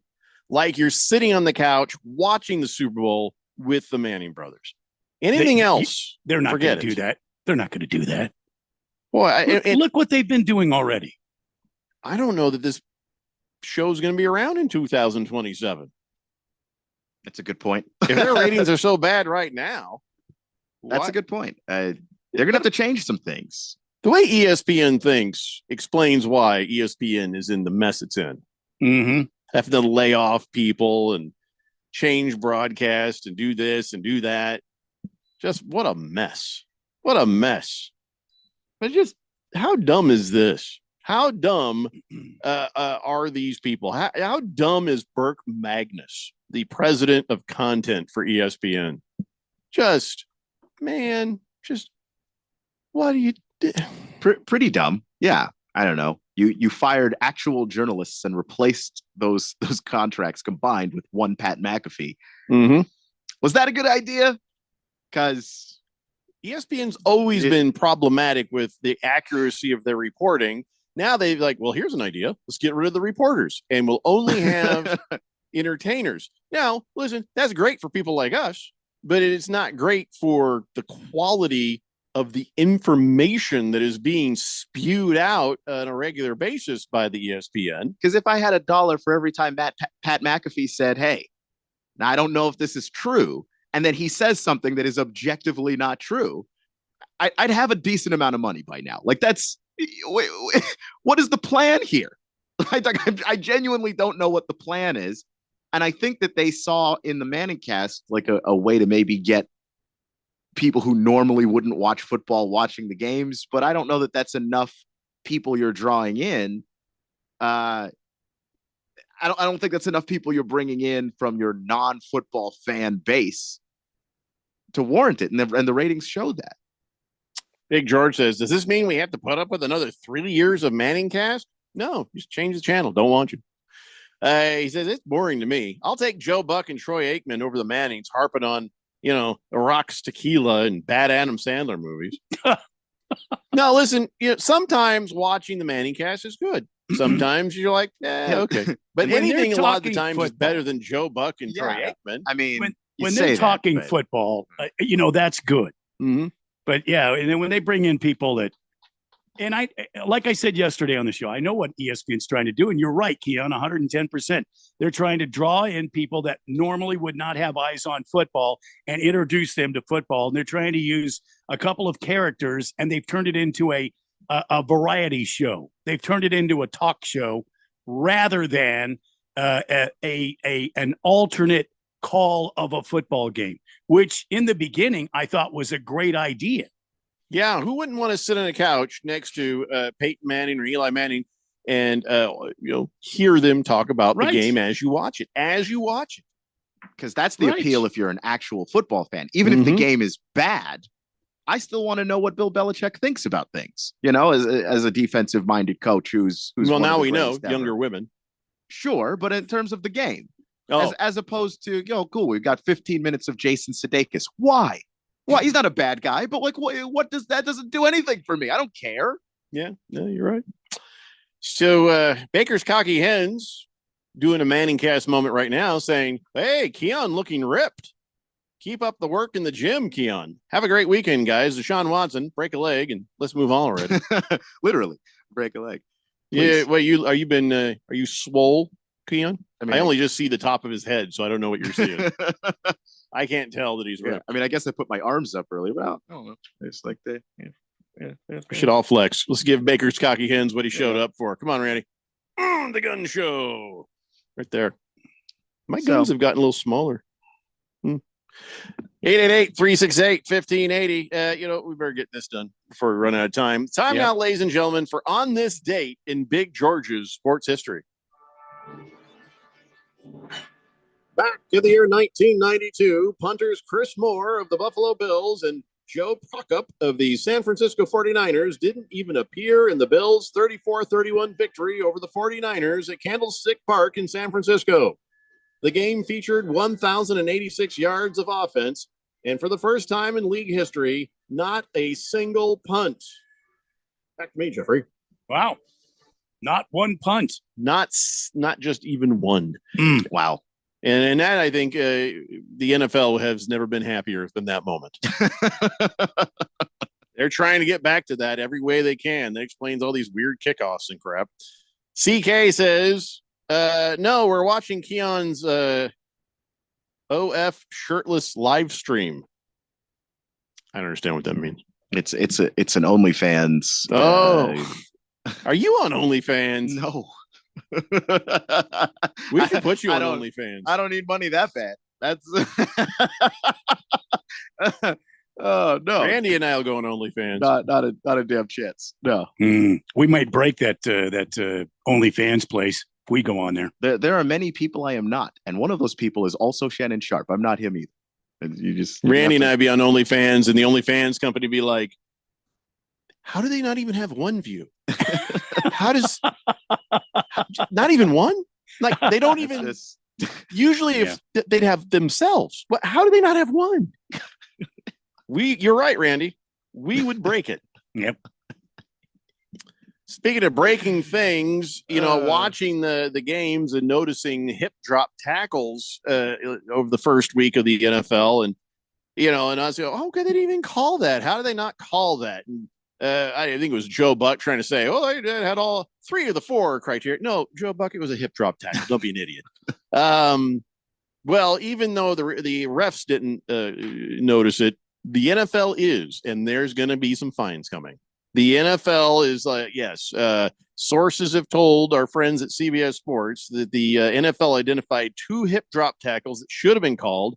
No problem. They're going to fine them. And they want everybody to know, hey, doesn't matter if the flag happens, we're going to fine you. So if you do this hip drop tackle one way or the other, you're going to pay a penalty. So I like it. I think that's a good idea. Well, I think it's a wonderful idea, but wouldn't you hate to be the intern that has to look through all of these videos from all of these games to find out who's throwing hip drop tackles and not? It's not that hard. You watch the games. You just have a couple people watching this, this many games. You watch 4, you watch 4, you watch 4, you watch 4. You see a hip drop, you know how it's easy to find. The announcers go, yeah, that kind of looked like a hip drop tackle. There you go.